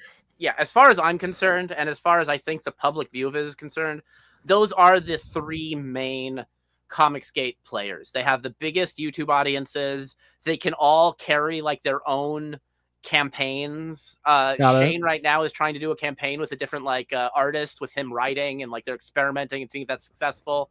EVS right now is doing comics where he's getting other people to do Cyberfrog like backstory, like, okay, we're going back to the 90s to see what happened. We're doing things with like the background characters because he's doing a character that he's been writing since he was a teenager, basically. Damn. So it's very reflective of the real world. So it moving to the present skipped over the interim period where he wasn't drawing the comic, and there's lots of time to fill in. But they're using different artists and bringing other people into their comics now, and like paying and having other people and like kind of running their own little. Like Ripascend. Yeah, except they're not trying to scam people. They're just using comics. Those are the three main ones that I think have like the kind of like legacy potential. I don't know how popular the characters are, but like those three things, those three guys could probably make stuff and like keep them in like food and their family in food for at least one generation with their skills. I think he genuinely could do that. Rich, I don't know if he can. I don't know if that's because of like the quality of his comic. Well, I did not read Blood and the Sword. I don't. Well, who is? Let me just interject real quick. Who is Jimmy? Like, what is? What's up with Jimmy Reyes? Jimmy Reyes did a comic that looked really cool. I can't remember what the name of it is. Something about dragons, I think. But at some point he started getting sick. He's got like diabetes and like, I don't know, maybe like cancer, like some of us. He's got a bunch of like sick person diseases. He's like dying, his body's falling apart. I think he was like recovering to not dying, but like he got now he's back to dying. He had the same thing happen to him that happened to Vito. Like he did the pencils himself though, but like Vito's colorist kept like fucking bailing on him or like doing it. And he like paid multiple times out of the Kickstarter campaign to like get the comic colored, and then those people would like bail, or like one of them I think ran away with the money, and he got like screwed on it. And so he was going to release his comic in black and white because he didn't get a colorist, and the comic was originally in color. And the Comicsgate, Ethan Van Sciver was like, you can't do that. You got to give them the original thing. I'll do a cover for you.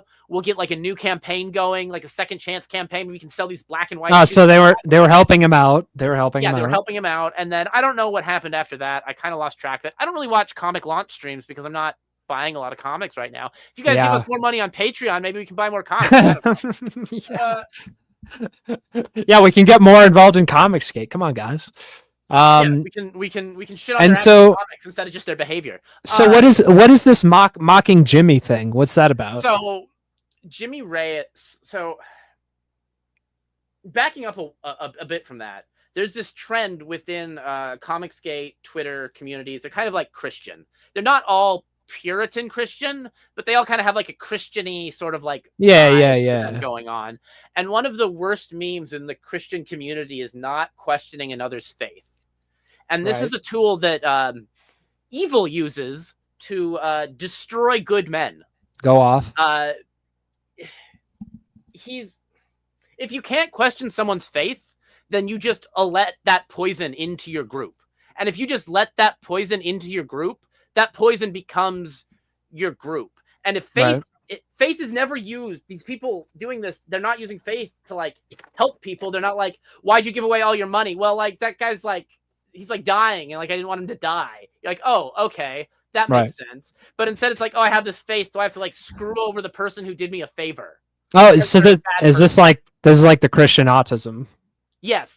Jimmy Reyes is also suffering from this issue, And I think that was part of why he wanted to get like the black and white comic out. Maybe to him, color and black and white were different as long as it was the comic, because like the story is what's important to him.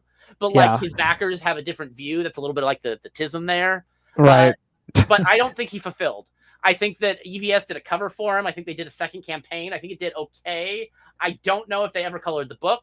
I don't know which step he bailed on, but at some point he just bailed on finishing the comic. And they had a falling out.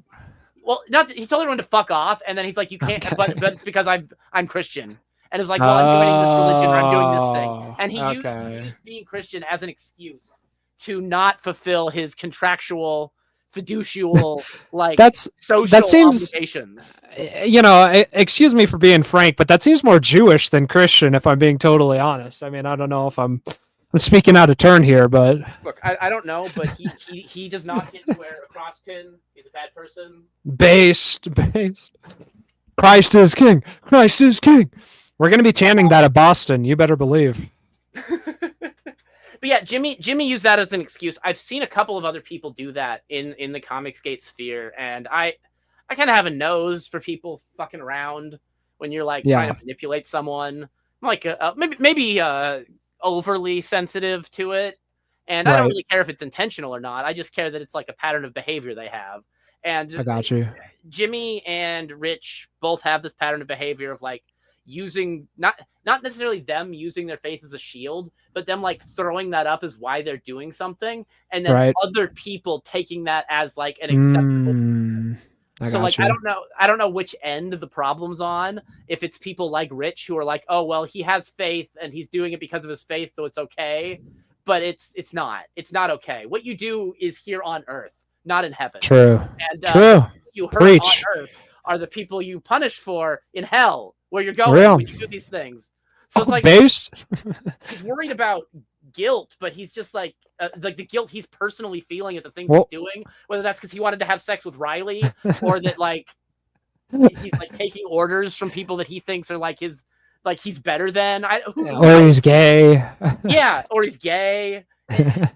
Well, okay, so let's find out. Let's see if our hypothesis is confirmed here. So, continuing on in these texts to Riley from Rich, he says, I know you get angry and feel the need to always protect EVS. He didn't abandon you, so you have extreme loyalty, just like Dick.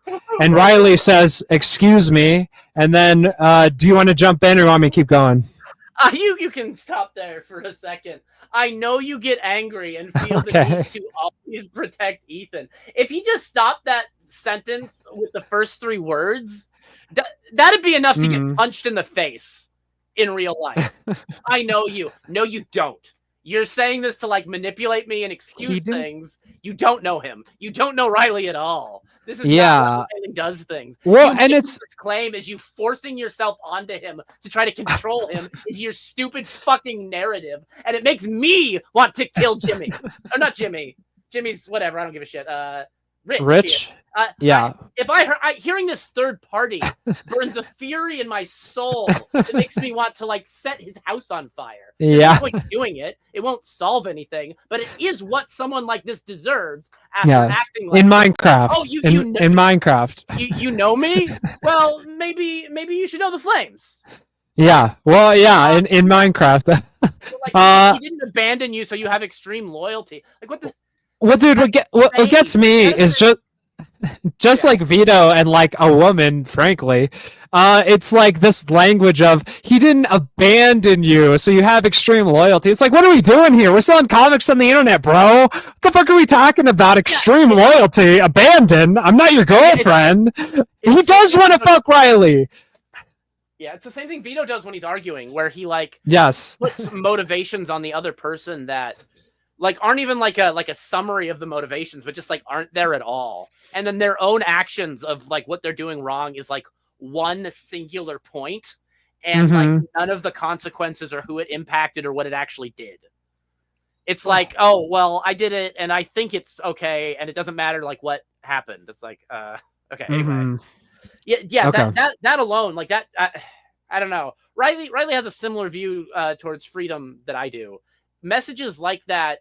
And when I tell people how they feel all the time, And when I am doing that, I am explicitly manipulating you. I am controlling you, and I am telling you how you feel because I know I am correct and that you are lying to yourself.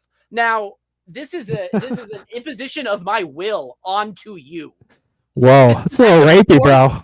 It is. It is an act of force and violence that cannot be undone. And when you raping you emotionally, and when you do it casually to people like this, you clearly don't know that. You clearly think that what you're doing is not imposing yourself and that you're merely being like trying to like soft sell it. But by trying to soft sell it and assigning these motivations to someone else, like the guilt of his previous crimes don't matter at all, because trying to like explain them and justify them is causing guilt that other people are going to assign to you and punish you for. So it no longer matters how he feels about it because he's made it everyone else's problem with this shit. Damn. Damn.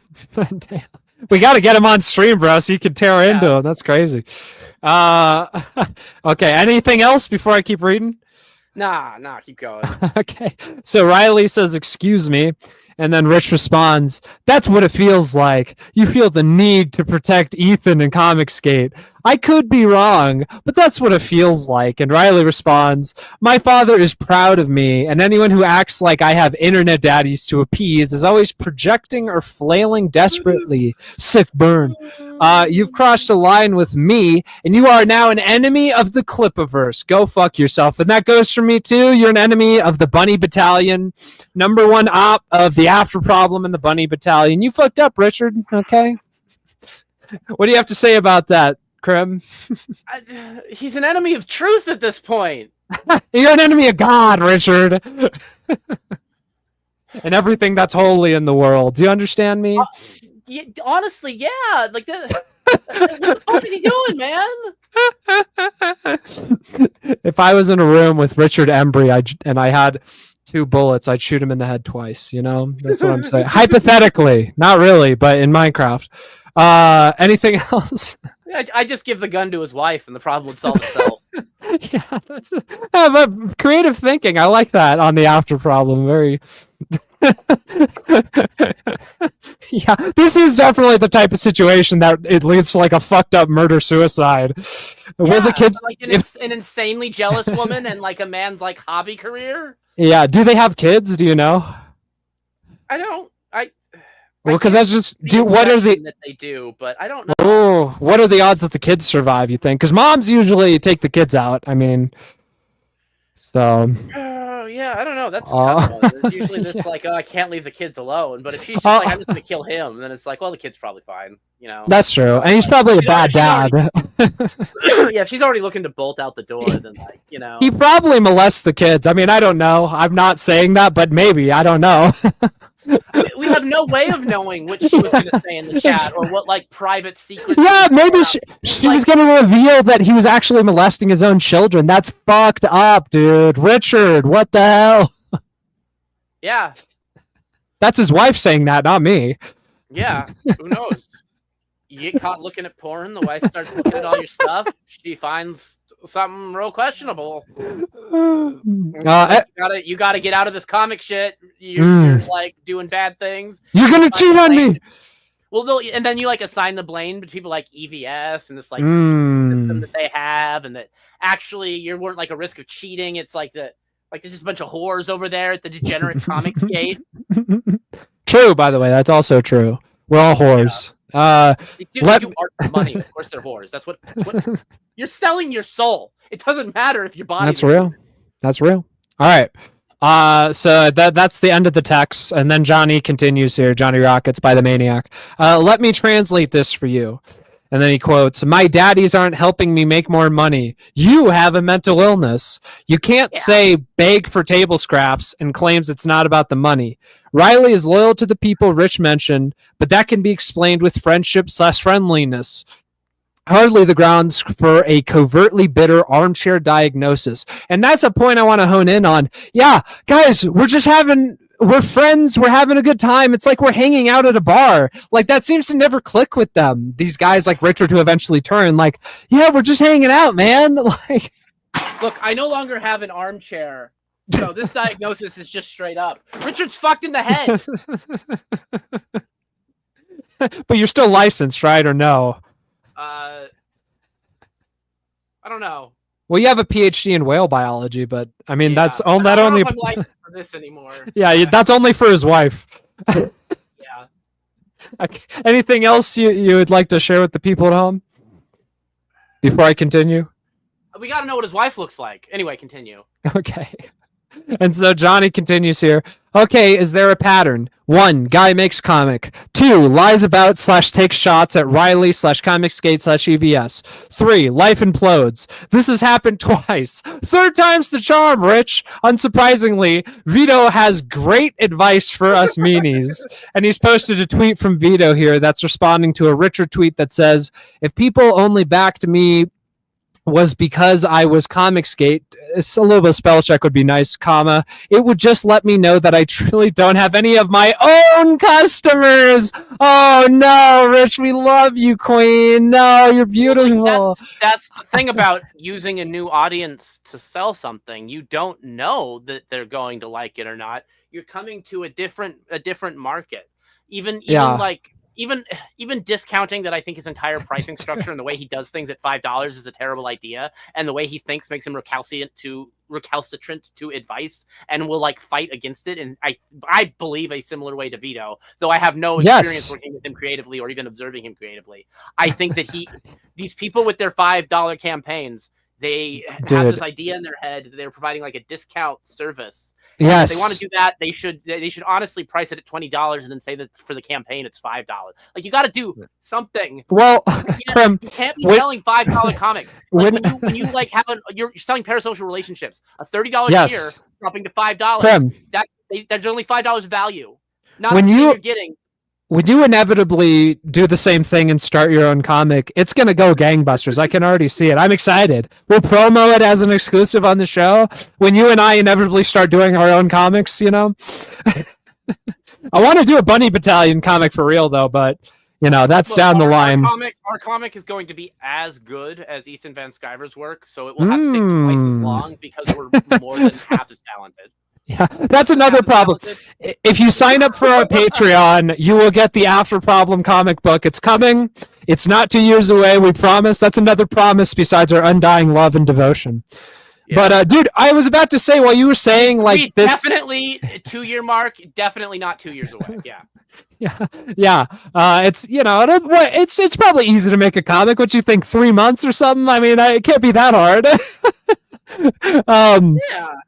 Dude, when you were talking about how like Rich is acting like Vito, I was thinking as I was reading this tweet and how Vito responded, it literally sounds like Vito replying to Vito. And I have another response that we'll look at after this.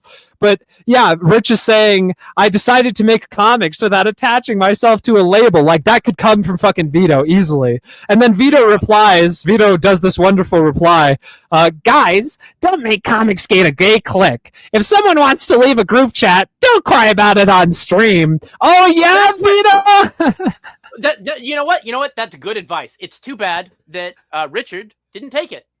Because what Richard did was threw a big hissy fit and cried about it on streams and like tried to make everything into a clique and like assumed everyone was already part of a clique and that Riley's part of a clique and that EVS, John, and Shane are part of a clique and that they just like want to like keep him down. And he created these ghost cliques in his head that don't fucking exist. And then people like him and Liam get these like war campaign people who are like, oh yeah, they're totally like plotting against you personally. And like they hate you and they don't like you. And then you get people like God, what's his name? The guy who lies all the time. He's works for Eric July. Alex Brandon. Oh yeah, that sounds right. I don't know all the repertoires. He's Ripper. I know the guy who posts clips all the time who's like scared of me. Yeah. And I know he's scared of me because when I said I was looking at his posts, he started mass deleting them. So we gotta get that guy on the show. Come on the show, bitch! Pull up to the After Problem.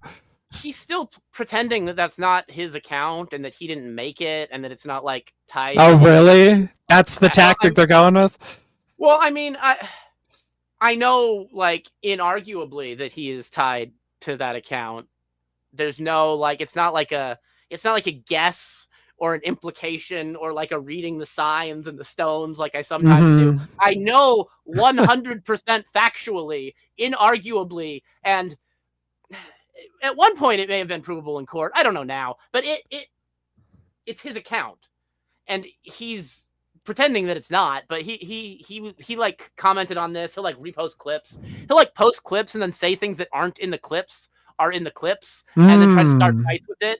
And like he did that to Katie, and then Rich reposted it. I don't know if those people are talking to War Campaign, but I know that like War Campaign probably talked to Rich and like was like, hey, look at this thing over here of Katie talking. Absolutely. Absolutely. And, like, they helped spread that gossip around. I don't know that they're making anything original. I don't think that they're even capable of coming up with the ideas themselves. They're retards. There's no way. Yeah, I've seen the memes they make. They're totally fucking stupid.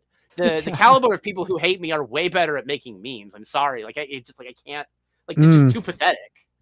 Yeah, they are pathetic. War Campaign, pull up. We'll talk shit on here too. I'd love to dig into you guys live if you're not a bunch of pussies. You guys claim you're all a bunch of tough guys who are totally straight. Pull up, bitch. Come on. Yeah, open invitation. Yeah, most of them just like scream like the same thing over and over. But gay. Bruce, they're fucking dumb. Yeah. Yeah, it's the same like 5 things that they post over and over. Anything else before I show this other veto tweet in response to Richard? I think that's it for now. Yeah, let's get this next thing up. What we got here? So Richard here is tweeting to EVS. He's responding to EVS, and he says, "Your idea, quotations, of Comic-Gate is, again, the spell check, is not what people signed up for. It was never exclusively for canceled pros, but for any creators who cared about stories where customers will choose based on merit." Which you said was like, it started because of Comic-Gate Kings, right? So that's just not true. Well, it was around before that, and then I think EVS and the other people from the mainstream like came in after they got kicked out, and like they were already like these are like conservative people here, and I think they did be like, oh yeah, well we're like not allowed to make comics now either, and then I think they got a lot of extra eyes on like people like Rich's comic, even if they aren't promoting him directly. Just by, like, absolutely. Yeah, it's dude. They're doing what I want to do with the Dick Show and Biggest Problem universe is create an ecosystem where y'all just support each other and make a shitload of money. Hello, Rich. Hello.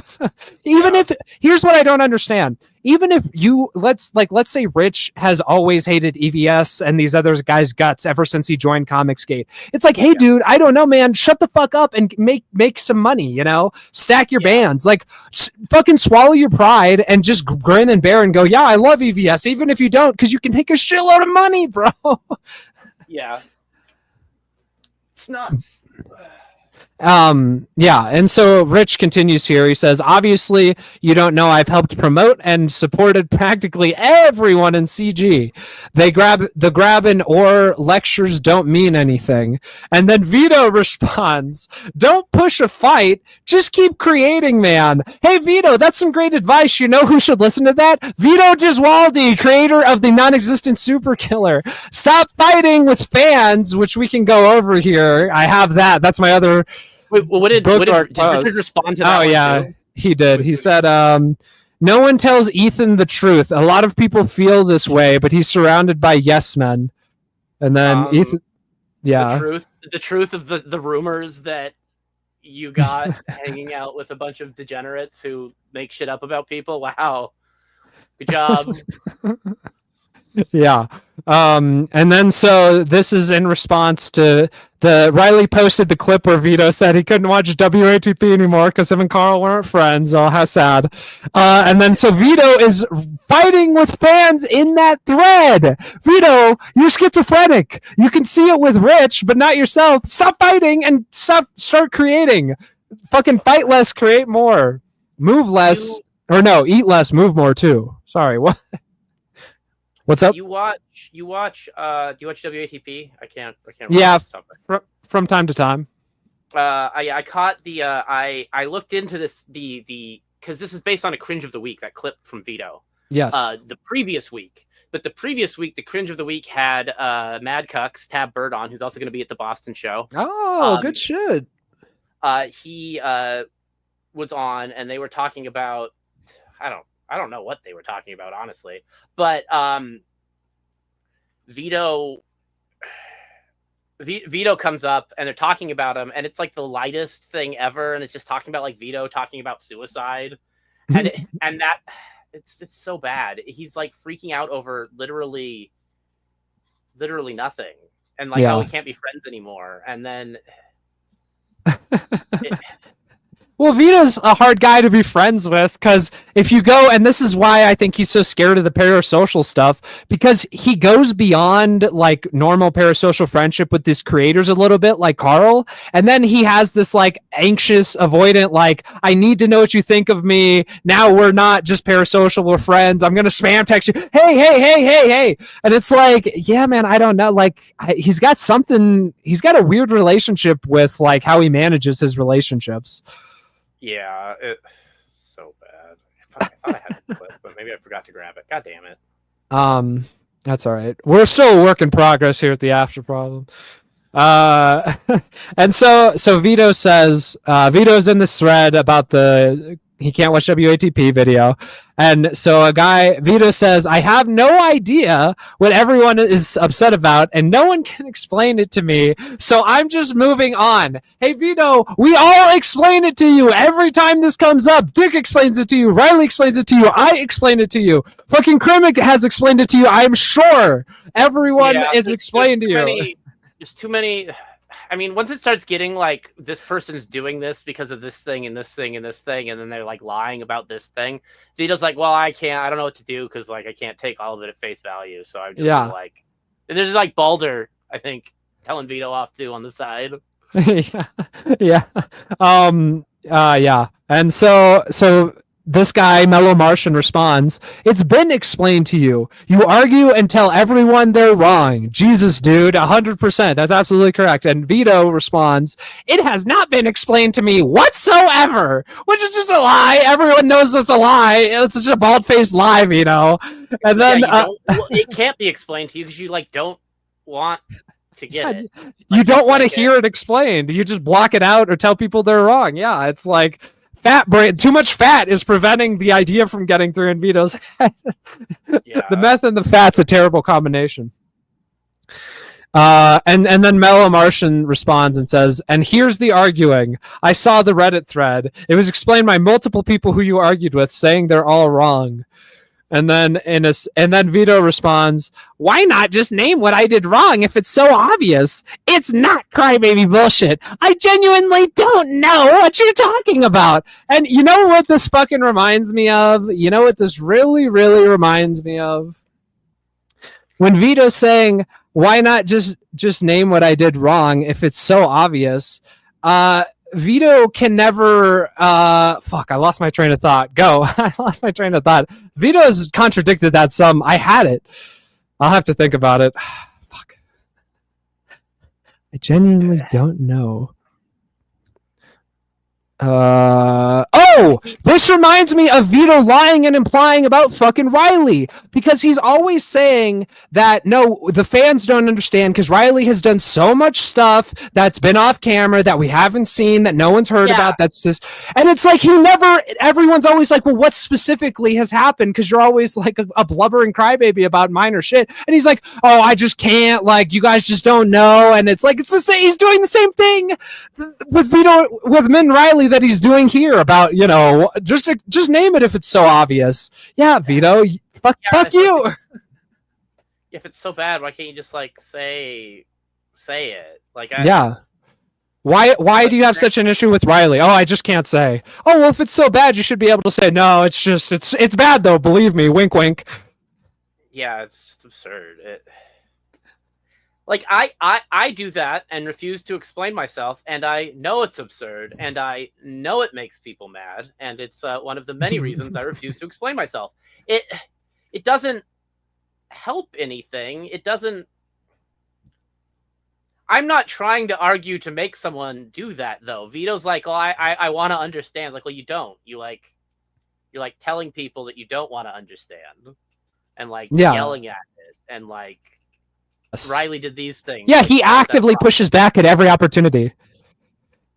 He'll respond. Anyone who's like, Vito, you're awesome, Dick's the problem. He's like, yeah, exactly. And then anyone who gives him mild criticism pushback, he's like, I don't even know what you're trying to say. Is this even English? Yeah, he's fucking. Oh my god, he That's exactly how I feel every day when I think about Vito. man. Yeah, it's like, man, why are you doing this, man? You don't have to. The story of Vito's life. You don't have to do that, man. That's not. All right. I want to go over the AI Superman video now. You ready for that, or you got anything else? Yeah, let me drop that clip in here. Okay. Let's see, or you can just pull up his actual video. I don't know which will be faster, but Yeah, I have it up in Twitter DMs. I could try that if. Let me try that. video clips. And there it is. And that's going to ruin the page and move me to something else and try to open it. No, I actually have to manually find the video file. Okay. Well, that's... Yeah, I can't. Vito, I just can't believe. Like, I am kind of sad he's not going to be in Boston, you know? But I mean, I can't blame Dick. He's totally like, he's never met a bridge he didn't want to burn. Oh, you know what? While you're doing. Go ahead. Yeah, he's like a nightmare to try to like schedule things with. It's just like, it's not worth it. It's like, it's Carl's show. And it's like, there we go. I feel like I start a lot of these videos not knowing. Cool. You know what? All right. So if you want to give an intro to this video, or.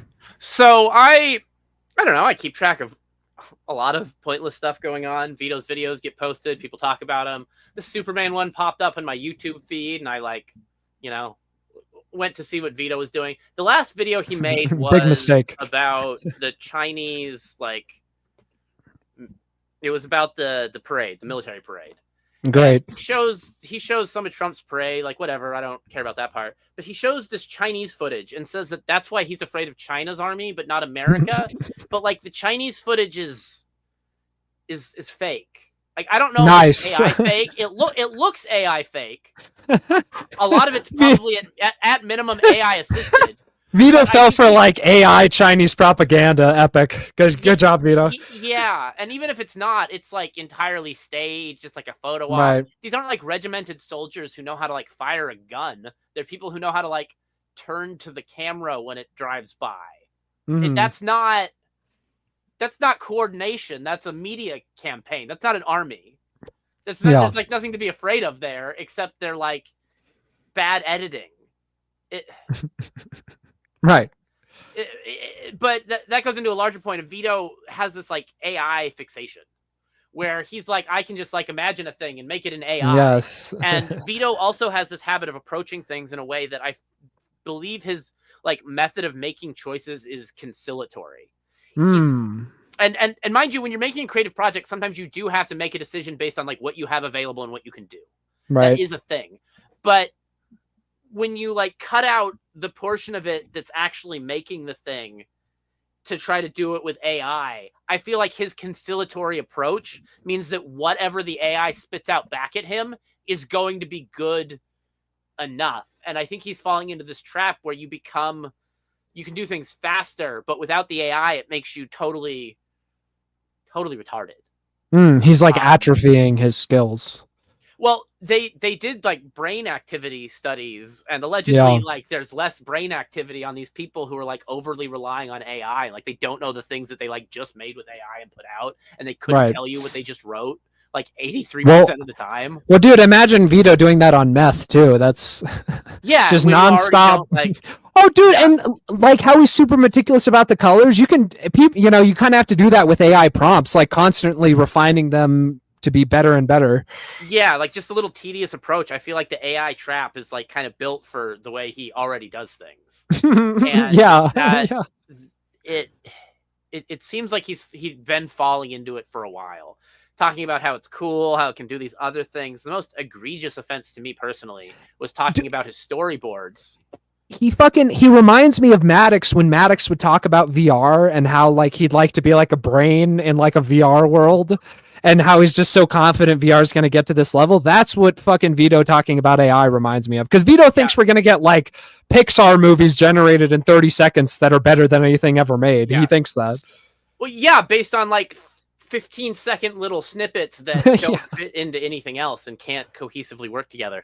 That are like hard cuts between scenes. What were we just saying? Something AI... Vita's just like super bullish on AI for no reason because he's like a simpleton that gets amused by. Yeah, I don't necessarily think it's. Oh, you're right. The storyboards for his Oh, right. I was gonna say that the newest Dick Show bonus episode covers Maddox talking about VR pornography and how he wants to live in the VR world and receive and be a receiver. Yeah, it's very odd behavior. Vito, though, his Spanish artist that he like already barely can communicate with. Right. Vito gets the bright idea, like, well, what if I do this background spread that I kind of have pictured in my head in AI and then hand it to him and ask him to draw? Hold on. I didn't know this. He can like barely communicate with his artist? Yeah. His artist doesn't speak English, really. What? Well, that explains. Vito doesn't speak Spanish. Why would you do that? Because he found an artist he liked on Facebook for cheap. So he's like working with a Mexican, basically. Yeah. Okay, that's really funny. Vito's like trying to direct this guy and they, doesn't fucking speak English. Okay, sorry, keep going. Yeah, so they already have this huge communication issue. Vito already has communication issues. People with communication issues utilizing AI aren't going to get better at communication, but they are going to signal a higher level of communication at first glance to people who probably don't want to talk to them. So you're going to like get this like feedback loop where people are kind of responding to you on a level that you're not actually communicating with them at because you didn't write the messages. And I don't know how much of that comes through with like translating messages as well, but he's like speaking to the guy in English, translating stuff back and forth, like trying to have to like cultural references with like photographs all made fun of him. Dude, totally fine, but he's got to be using AI to communicate with his artist. He's got to be saying like translate this into whatever Spanish. Yeah, I mean that's probably what I would use to translate stuff. Maybe I'd run it through the normal Google Translate to see what it says, but it's basically the same thing at this point. Yeah.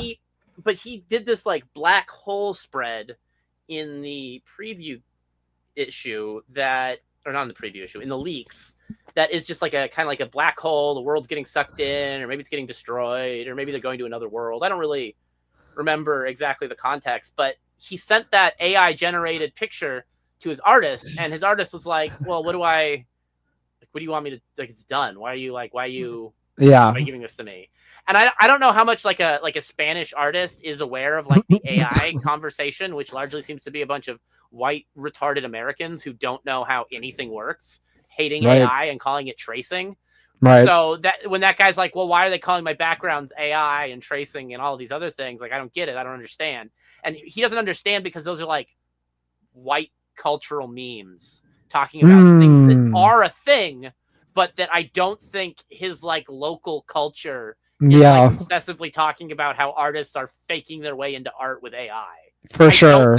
I feel like that's less of a conversation in Mexico than it is in America. I can't really explain why, but is the guy in Mexico for sure, not like Spain or fucking Argentina? I believe he is confirmed in Mexico because I think confirmed. I don't Mexico. remember exactly, but I did look up where he was in relation to where Ralph was. Oh, okay. When that would have been funny. Before the fallout with Dick, yeah. If Ralph met Vita's artist, that'd be funny, man. Yeah, that'd be great. Interview him. But interview him on the kill stream. Yeah. Why is the book so late? Oh, Vito sucks. We knew it. Okay. All right. Anything else before you start the video?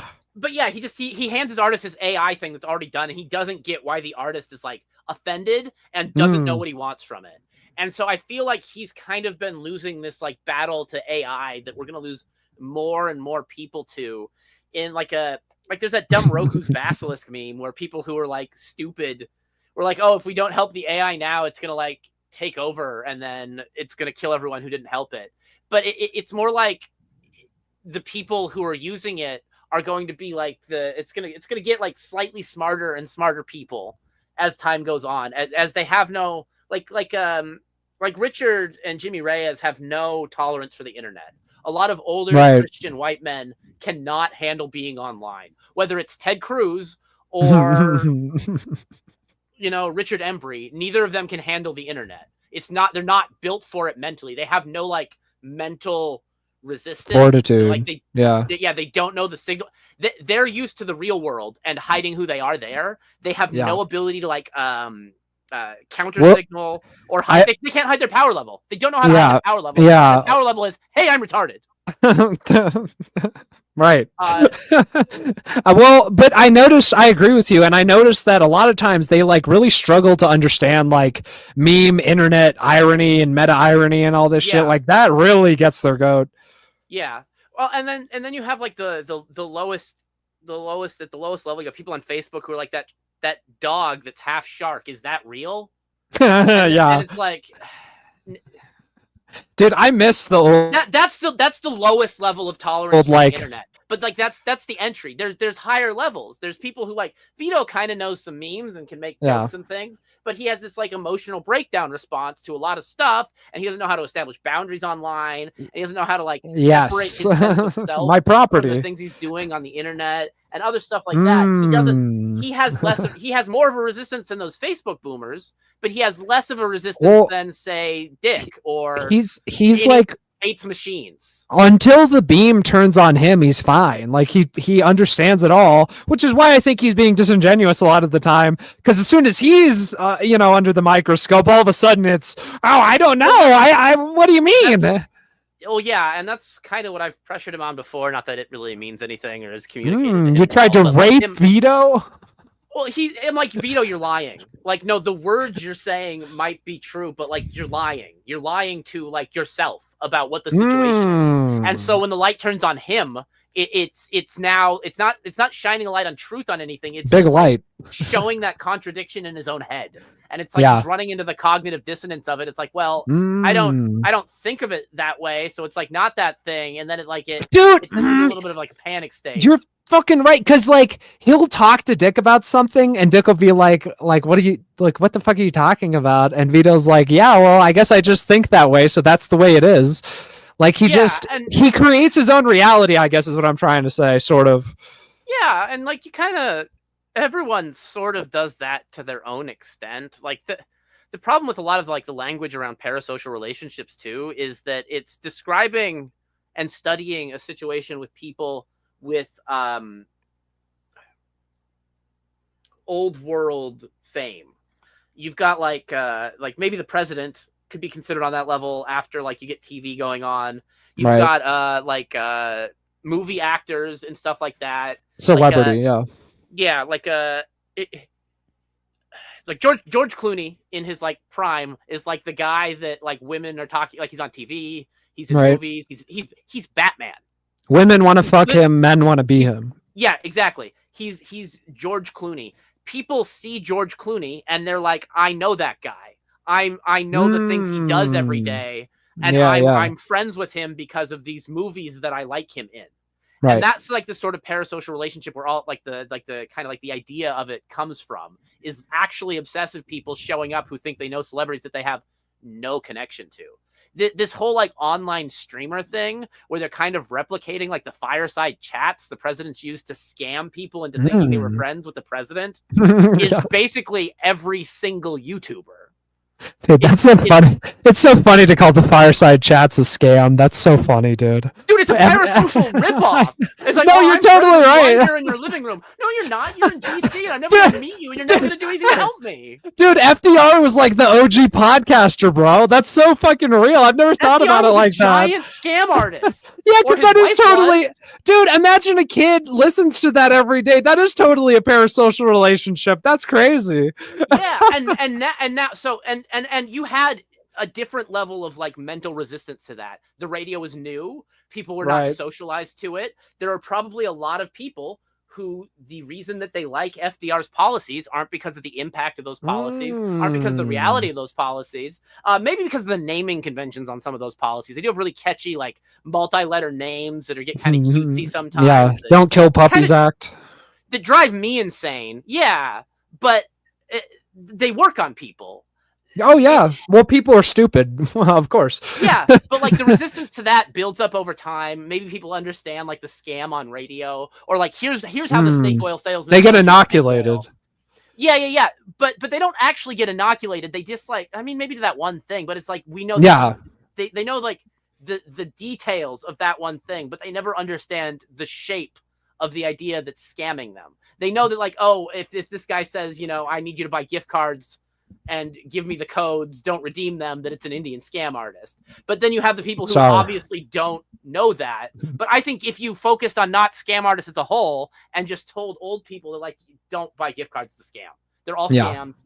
Like, all gift cards are scams. Don't go buy them. If someone on the phone tells you to buy a gift card, hang up the phone. They're trying to steal your soul. Scream racial slurs. Yeah. If we put it, tell them that Pakistanis are better than them. Okay. But like, they don't have that resistance there, and I think it's similar online. And I think we have this mid-range of people who seem nominally like intelligent or functional and otherwise like human, who who have a resistance to that, but maybe there's a level where it'll get to where that resistance goes away, where the level of detail is enough that the things that you see as wrong with the thing that make it fake are covered. Like, your tells for what's fake go away. And you can see it happening with the early he's going to say that sentence a lot, with fingers, where people are like, oh, 6 fingers means AI. And then people are drawing pictures with 6 fingers to make fun of AI. And then they actually fix the AI so that it like specifically like tries to target hands. So they train it on hands. So they're only showing it hands with like 5 fingers to try to get it to only have 5-finger hands. And now AI does hands right. Yeah. So it doesn't do a lot of other stuff right. The hands might be all like blue, but they got 5 fingers. Yeah. They're not giving you Simpsons fingers or whatever. The 4 fingers. But the people whose tell was seeing that they had 6 fingers, those people had no other way to identify AI art. I see what you're saying. They clung to that 6-finger identifier because it was a thing that they could use to like throw away the entire thing and not analyze the rest. Dude, I consider myself like a digital native. Like, I've been in this shit since I was a kid. But dude, a lot of this AI stuff, like, I'm not gonna lie, I've been fooled a handful of times where it's taken me a minute. And so if it's taken me a minute to go, is this AI? A boomer is gonna be one-shotted by it.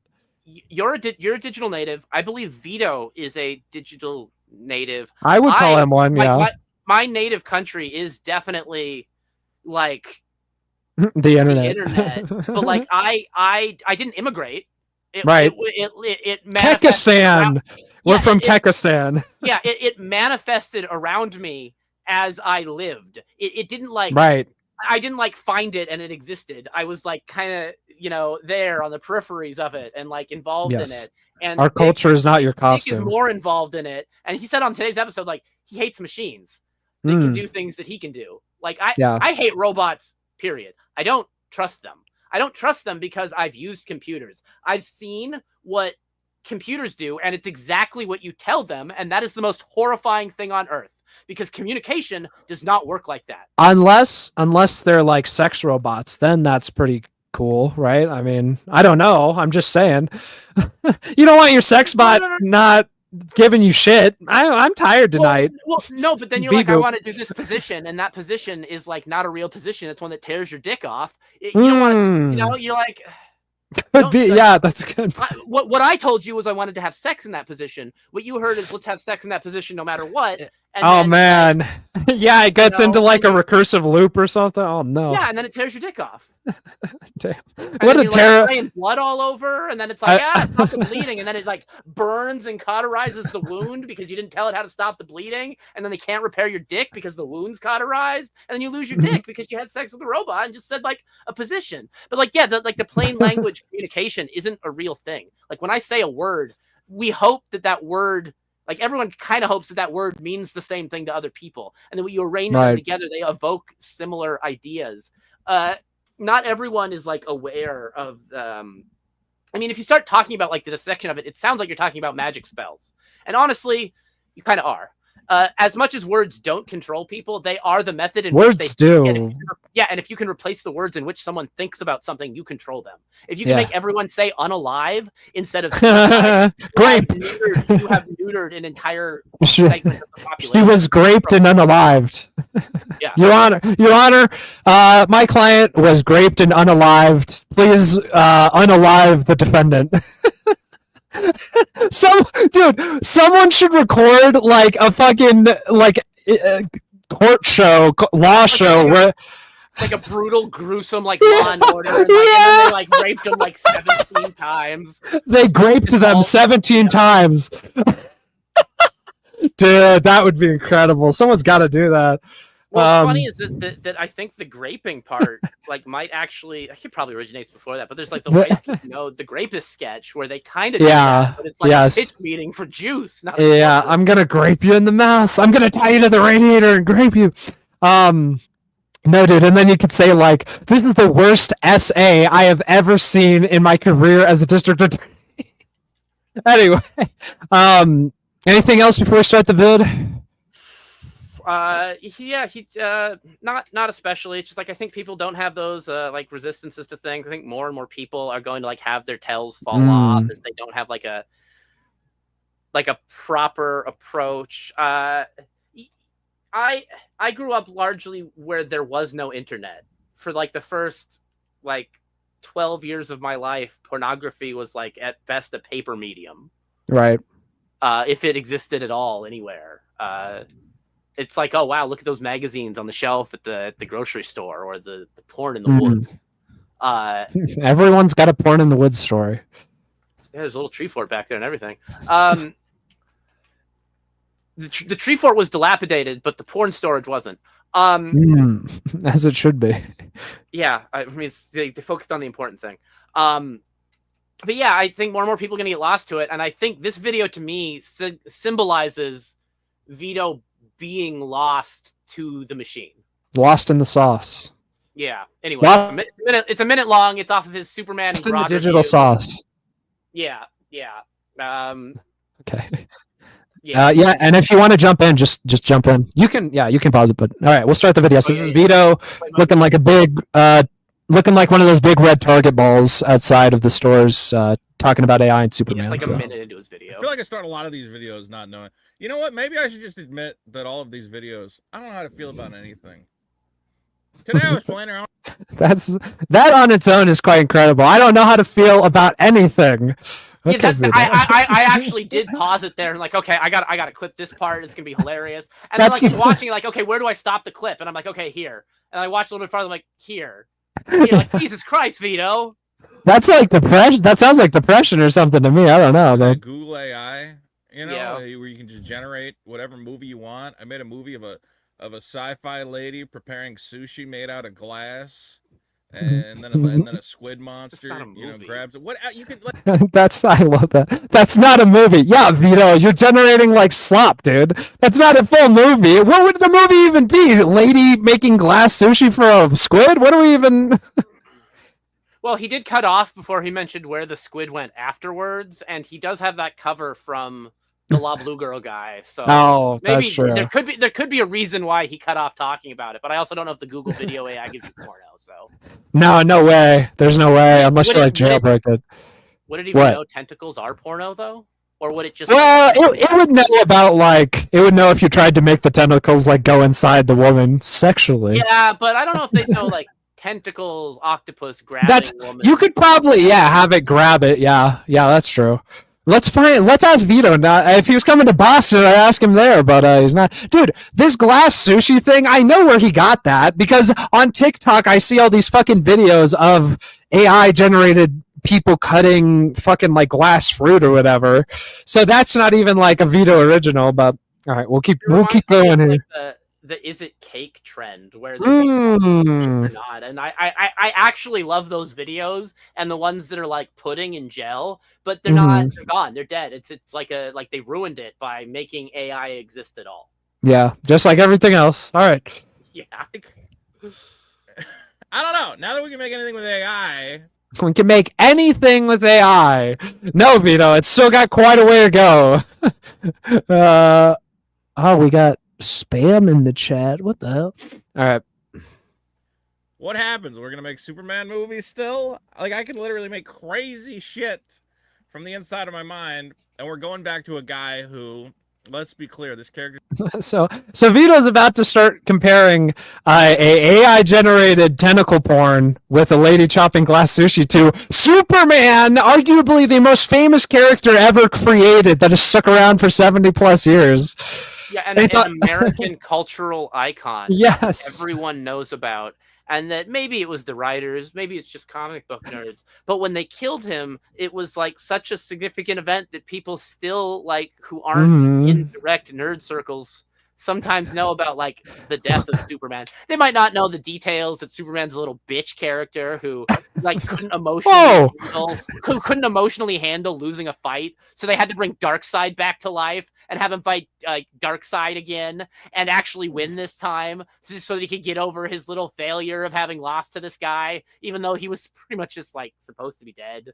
It's just like, right. You know, whatever, it's fine. Well, I only like Superman as a contrast to someone like Batman. Like, I only like those Superman Batman comics where he's a detective, he's like a gritty noir detective, and this guy's a fucking Boy Scout. Yeah. And that's contrast is where I think both of the characters shine personally.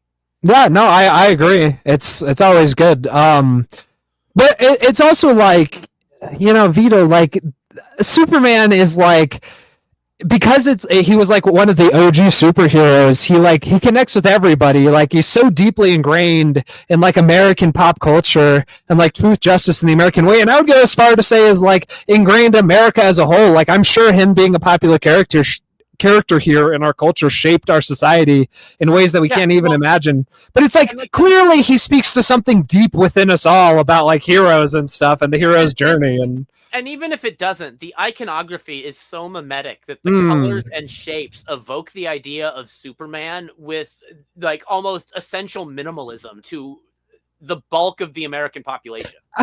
Speaking of, Super Killer is clearly like a derivative of Superman ultimately, and its design at the very least, because he's got, you know, he's got spandex. His spandex, he's got the SK on his chest, so like, and I know, okay, it might be a parody of Superman, but you're still within the Superman frame. Like, put some respect on Clark Kent's name, motherfucker.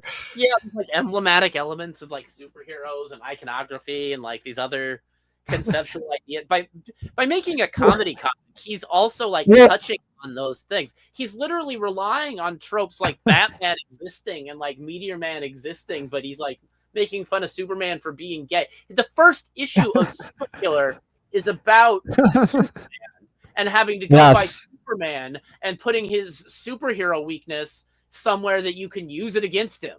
It's a good gambit. It's a fun little comic, but it's not out, so it doesn't matter. 774 days late. It's just Vito doesn't understand that people like Superman because he's Superman. Well, hold on. He's not complex. Give Vito a chance to explain himself here. Okay. Around since the 40s, it has always been Superman is old. Weird to me that the Superman character has endured. And I get weirded out how many people go like, well, you know, we need a classic Superman, we need a heroic. What is weird about that's the part. Like, why is it weird that Superman has endured? He's not like, comics have developed further, but like, I don't know. He's cool, man. He has laser eyes, and you know, he can make the globe spin backwards in reverse time. He's a cool fucking guy.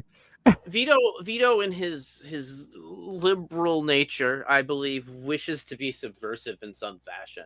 His take on art, I believe, is naturally irreverent and subversive to many of these cultural I agree. norms.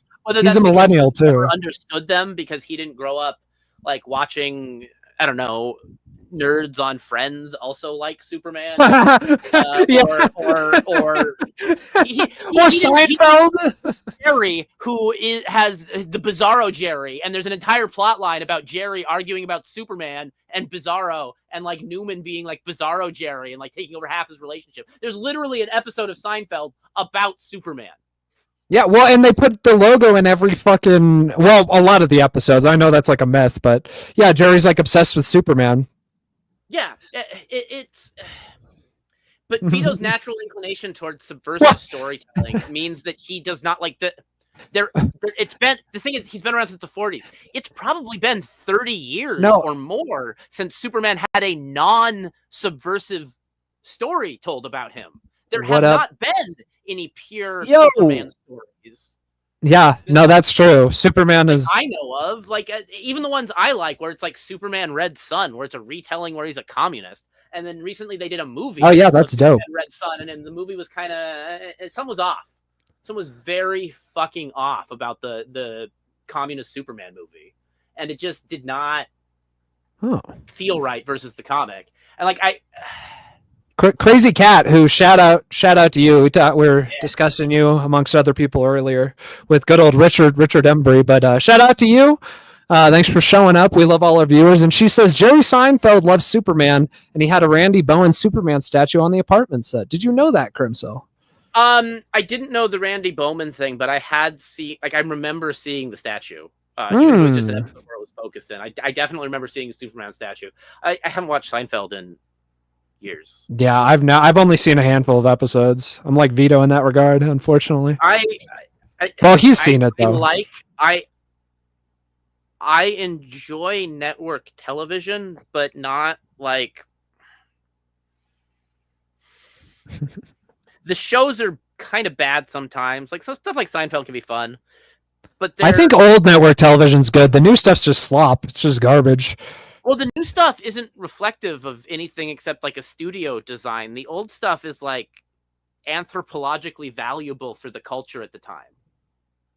Yes, Seinfeld is valuable to culture in a way that a Netflix series can't be. Yes, that's absolutely true. It's got way more. Well, yeah. No, you're right, because Seinfeld was crafted to like appeal to advertisers and had a lot of thought. And Jerry Seinfeld's very talented, and it took a lot of time to produce. Yeah. And you're right. And Netflix just produces this slop. So yeah, it's absolutely true. The marketing language on it is second screen content. Got a chat that you can read. Yeah, well, I was just gonna say yes, we are on YouTube, so you can play in the background. Sorry, keep going. Yeah. Speaking of playing in the background, that is what a lot of like Netflix and what Disney Plus and what all the streaming services want. They don't want it to be like network television, which is something you kind of have to like watch and pay attention to. They want it to be this second screen content. That's part of the reason that it kind of goes to these more longer, long form like drama stuff that has less action on screen and more like talking that you kind of don't have to pay attention to. Like, no, you're totally right. Netflix, and especially Netflix, but everyone, all these streaming platforms have started like incorporating the fact that people fuck around and like go on their phones and do other shit and keep it in the background. So you're right, they know that now, and so they put less effort in, and just as long as we get it on the platform, who gives a fuck? They'll just throw it on in the background. Yeah, and then like again, Doctor Who. I've been watching a bunch of leaks about Doctor Who. They've been talking about how like Netflix and Disney Plus like want it optimized, like what they want the second screen content. They want it to be more like continued storylines and like sit down and binge it sort of content, not like episodic event TV, which kind of sort of half exists. Yeah. But yeah, Crazy Cat. Like, no, sorry, yeah. Oh, no. Well, I was just going to say Crazy Cat recommends Always Sunny and Curb Your Enthusiasm. I agree. I've seen a lot of Always Sunny, although the recent trailer did not look good. And Curb, I've seen a handful of. I think it's very good. I caught an episode or two of Curb once or twice with Larry David on HBO, but I've never really watched it. I've seen all of Always Sunny, though. Yeah, I've multiple times with most of it. My friends have just come over and put it on. Even like the most recent, like season 16.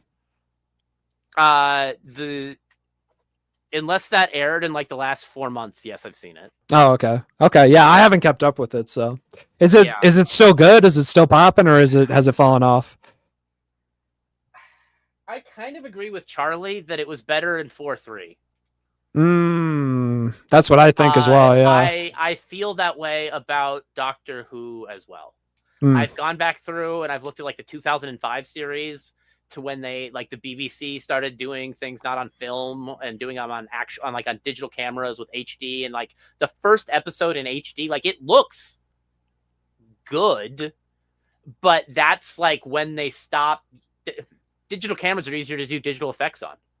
True. That's a good point. On, which means that you're naturally going to use more CGI than you would an analog method of filming, just because of like the logistical ease of doing so.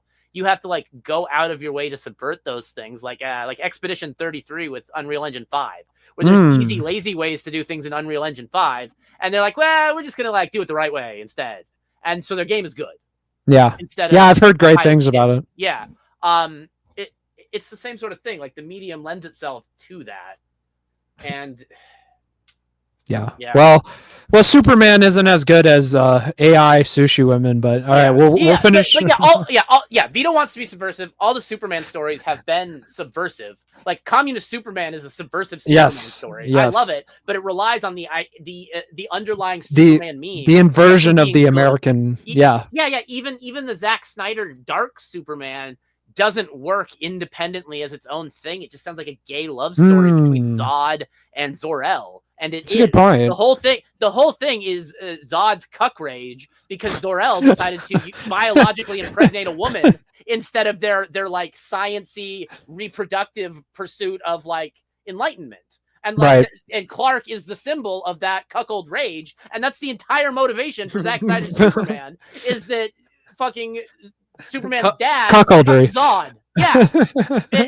And like that's a interesting Superman story to tell, kind of, in the sense of like their father's relationship, but Superman needs to have that like pureness Boy Scout virtue thing, and instead of being like truth, justice, and the American way, now he's like, well, truth, justice, and like global peace and harmony. Like, the human way. Stuff that, and it's like, well, but the human way is like murder and torture and rape, Superman. No, that's racist. The American way is attempting to subvert natural human structures of power by respecting individual God-given rights and respecting them as existing entities and not as like barons and kings. And overthrowing communist dictators. Let's go. Have you heard Crazy Cat says the AI Dragon Ball movie behind the scenes looks amazing? I didn't know about this. They're making an AI Dragon Ball movie. Have you heard about this?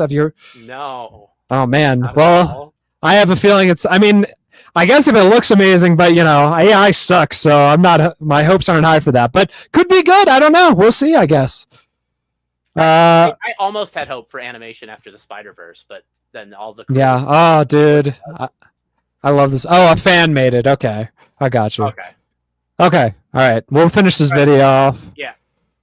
So like, well, we need a classic Superman. We need a heroic Superman. And I go, what role does this character play in our modern society, really? Goodness and helping people. Goodness and helping people. Well, this is very personal sacrifice of your ability to have loved ones, your ability to like pursue your own goals, all of it. That's what Superman sacrifice. Now, mind you, he is the Christian. He's like the American Jesus, and he has some of the same problems that Jesus does, where he was just invented so that a bunch of Jews wouldn't fucking kill the Romans for being assholes. And now we have a bunch of peaceable fucking losers who won't fight back and are just like, well, we can't question his face, so we have to let Satan kill everybody. Like that's not. That's why. That's why we need a Superman who isn't subversive. This is very like. This is like Nietzsche, and this is like the death. Instead of the death of God, it's the death of Superman. Vito's really. They ran the death of Superman, and it was. Oh, hey, whoa! Vito doesn't know that. Vito doesn't need to know that. But Vito, he's basically saying we've killed Superman. We've evolved past the need for a Superman. We have his blood on our hands. What are we gonna do? I didn't know Vito. Wow, that's very philosophical, Vito. Well, and even aside from that, like just like a straight up movie where he's a good guy, and there's not like a bunch of like weird side moral questions about him like accidentally killing people or like going to geopolitical war. It's just like a story where Superman's just like fighting a guy I think he might actually mention it later on in the video, where it's like the Gorilla Grodd thing. And the only reason they ever put gorillas on covers was because the Superman cover sold more with gorillas, and that it's not actually that good or whatever. And then I think at the end, he's just like, oh, maybe we just put more gorillas fighting Superman in the movies. And I don't think he really gets that, like, Superman just fighting like a wild animal that's a threat to society is a more straight. Like, even if you've got some like stupid political allegory you can shove in there about Eric July trying to destroy the country and Superman stopping the gorilla, it doesn't matter. Wait. Insert those things. It is a straight story about like stopping something that's a threat. Eric July is the gorilla? Is that? Oh no, wait. He's Eric July's a gorilla? Is that as is the silverback? That show always gets me confused about which one of them's a monkey. Oh, my mistake. But yeah, it's like gorillas fighting Superman. That's kind of like a decent That's awesome. Okay, got a wild animal, but like when you start adding that the gorilla's like psychic in there, it kind of. I mean, Superman comics used to be like super goofy too. There's a lot of like super goofy old Superman comics where he's like fighting Bigfoot or whatever. Well, the villains weren't nearly as like morally ambiguous in older comics. It's like I'm gonna like kill all these people, or like I'm kidnapped Lois Lane, and if you pick the clone Lois Lane, the real Lois Lane's gonna get melted. It's like like Prisoner's Dilemma. Not prisoners. It's like trolley problems with a lot of the superhero stuff, because like Superman's just like whatever, he just do whatever he wants all the time. It's Superman. Yeah, I don't know. Like Vito doesn't seem to get the like iconography and purity, and maybe he's like right to an extent, and that sort of thing isn't possible in the modern era anymore. With not in the same way. Content with the second screen, the second screen content that's fractured everywhere. The intentional like atomization of culture and like separating things out into different subgroups, whereas before people who kind of had similar interests kind of had to gather together. You almost even see it within Comicsgate. We're like, well, we want to do Comicsgate, but we don't want like bad Comicsgate. And it's like, well, no, you can't. That's not what gatekeeping is. Yeah. Agree. Retweet. Cole Solomon here says, "Nah, listen while at work, lol. All my normie coworkers think you pulling up on Eric had them dying." And then he says, "They always ask why I'm in the back laughing my ass off, and it's basically the stuff you, Richard, and EVS are doing." Well, thank you. I appreciate that, Cole. There will be more pull-ups to come with this man right here. I gotta see the inside of his garage and his place, his property. I'm getting in Vito's property at some point, so maybe another. I'm pulling up to Eric July's great grandfather. You're going to Boston. I am going to Boston. Vito was in like Amherst somewhere. Maybe while you're in the over there before you get to Vito's current house, you can do a tour of Vito's past. Yeah, dude, I should try and find one location from Vito's past and pull up and interview. I can maybe that fucking it might be kind of far, that game store that his buddy owns. Guy who worked for you in high school like just stole meat and scallops. Did you know this fat pedophile who used to Yeah. Crazy Cat says one of Flash's villains is a psychic gorilla Garage. You mentioned him, right? You were talking about him earlier. I don't think that's who Superman was fighting, but like that's the kind of thing where it's like you go from fighting an animal to be like, well, actually he's a sentient animal and he's actually in the zoo anyway. And you're like, okay, but like why is the psychic gorilla in the zoo? That seems cruel. At least give him a TV. Or the internet. Let him shitpost on Twitter. That'd be great. Like whatever. Like we can't let you loose because you're just like a crazy gorilla man who's gonna kill people, but like Cole says Vito. You don't have to like suffer. Yeah, true. Cole Solomon says Vito on meth for real. Vito actually has a response to that. I'm not on meth. What are you talking about? I just need drugs to focus so I can recolor Super Killer. You're wrong, Cole. Vito's actually on the wrong dosage of XR Concerta and keeps telling his doctor that he needs more of it. So maybe he'll get bumped up to the 70 milligrams. Who knows? Dude, I believe based on his stool description of a single capsule that he is taking one extended release pill at the 30 milligram dosage, which, well, you need to take more to get some of the benefits from it. The psychosis risk does not go down the more you weigh. Dude, I hope one of these days we get Vito totally methed out, like straight up like meth tripping hard, and he tries to do the show. That'd be incredible stuff. I thought I was doing ecstasy. Oh yeah, and then he was high on meth for like 12 hours. That was crazy. So I one last thing before we give our goodbyes, but I just want to call out Cameron Yarnell again. I'm going to keep doing this until you debate me or pull up. Cameron Yarnell, if you're going to be at the Boston show, pull up, pussy, so we can talk about what the fuck your problem is with me. Listen to this clip of this hater. I played it before, but I got to put this guy on blast. Cameron Yarnell. Cameron Yarnell says, I don't like SchizoSean. I'm not sure why. He just seems off. Oh, yeah. Okay. It's in the name. Yeah, it's in the fucking name, dude. I'm SchizoSeanTV. Fuck you, Cameron Yarnell. So my number one op, like, if I see you in Boston, Cameron, it's on site. And speaking of Boston, exclusive After Problem exclusive. He did show the Eric body cam footage. Cat's asking about that. He reviewed all of it. Exclusive After Problem content coming up. I will be competing in the Cop Slide Challenge at Boston and filming all sorts of other fun stuff out there that we will be reviewing on the show and on my Twitter, x.com/SchizoSeanTV, and Nice. check out Krimcl while you're there, x.com/Krimcl. But yeah, look out for the Boston Cop Slide, that famous video of the cops shooting out at the playground of that silver slide. So hopefully you'll see me in my bunny suit going down that thing. Travel around the country, recreate old meme videos. Yeah, dude, that's great. Dude, I love going to those places if I'm in an area and there's like a famous meme spot. You know, living in Colorado, Maybe some of those like famous police shootings in some places. You can like go to those old hotels. I bet you the rooms are cheap because of the incidents there, and like you just like, oh yeah, I'm gonna film with my friends. I'm gonna pretend that I'm the guy who got shot in the middle of this hotel room. Dude, mysteries this shit, even though it's solved. We should do that with the Vegas shooting. Yeah. Crime recreation called Solved Mysteries. Dude, I've always meant to go up to, I believe it's Granby, Colorado, because that's where the Killdozer was. I've thought about doing a sort of morbid tourism for that. And Columbine, because the OG school didn't ever get torn down. Like, it's still over there in Denver. I've thought about swinging by there just out of morbid curiosity, you know? You gotta rent, like, some sort of, like, low-powered vehicle that you can, like, put, like, a fake, like, crane on the front of or something.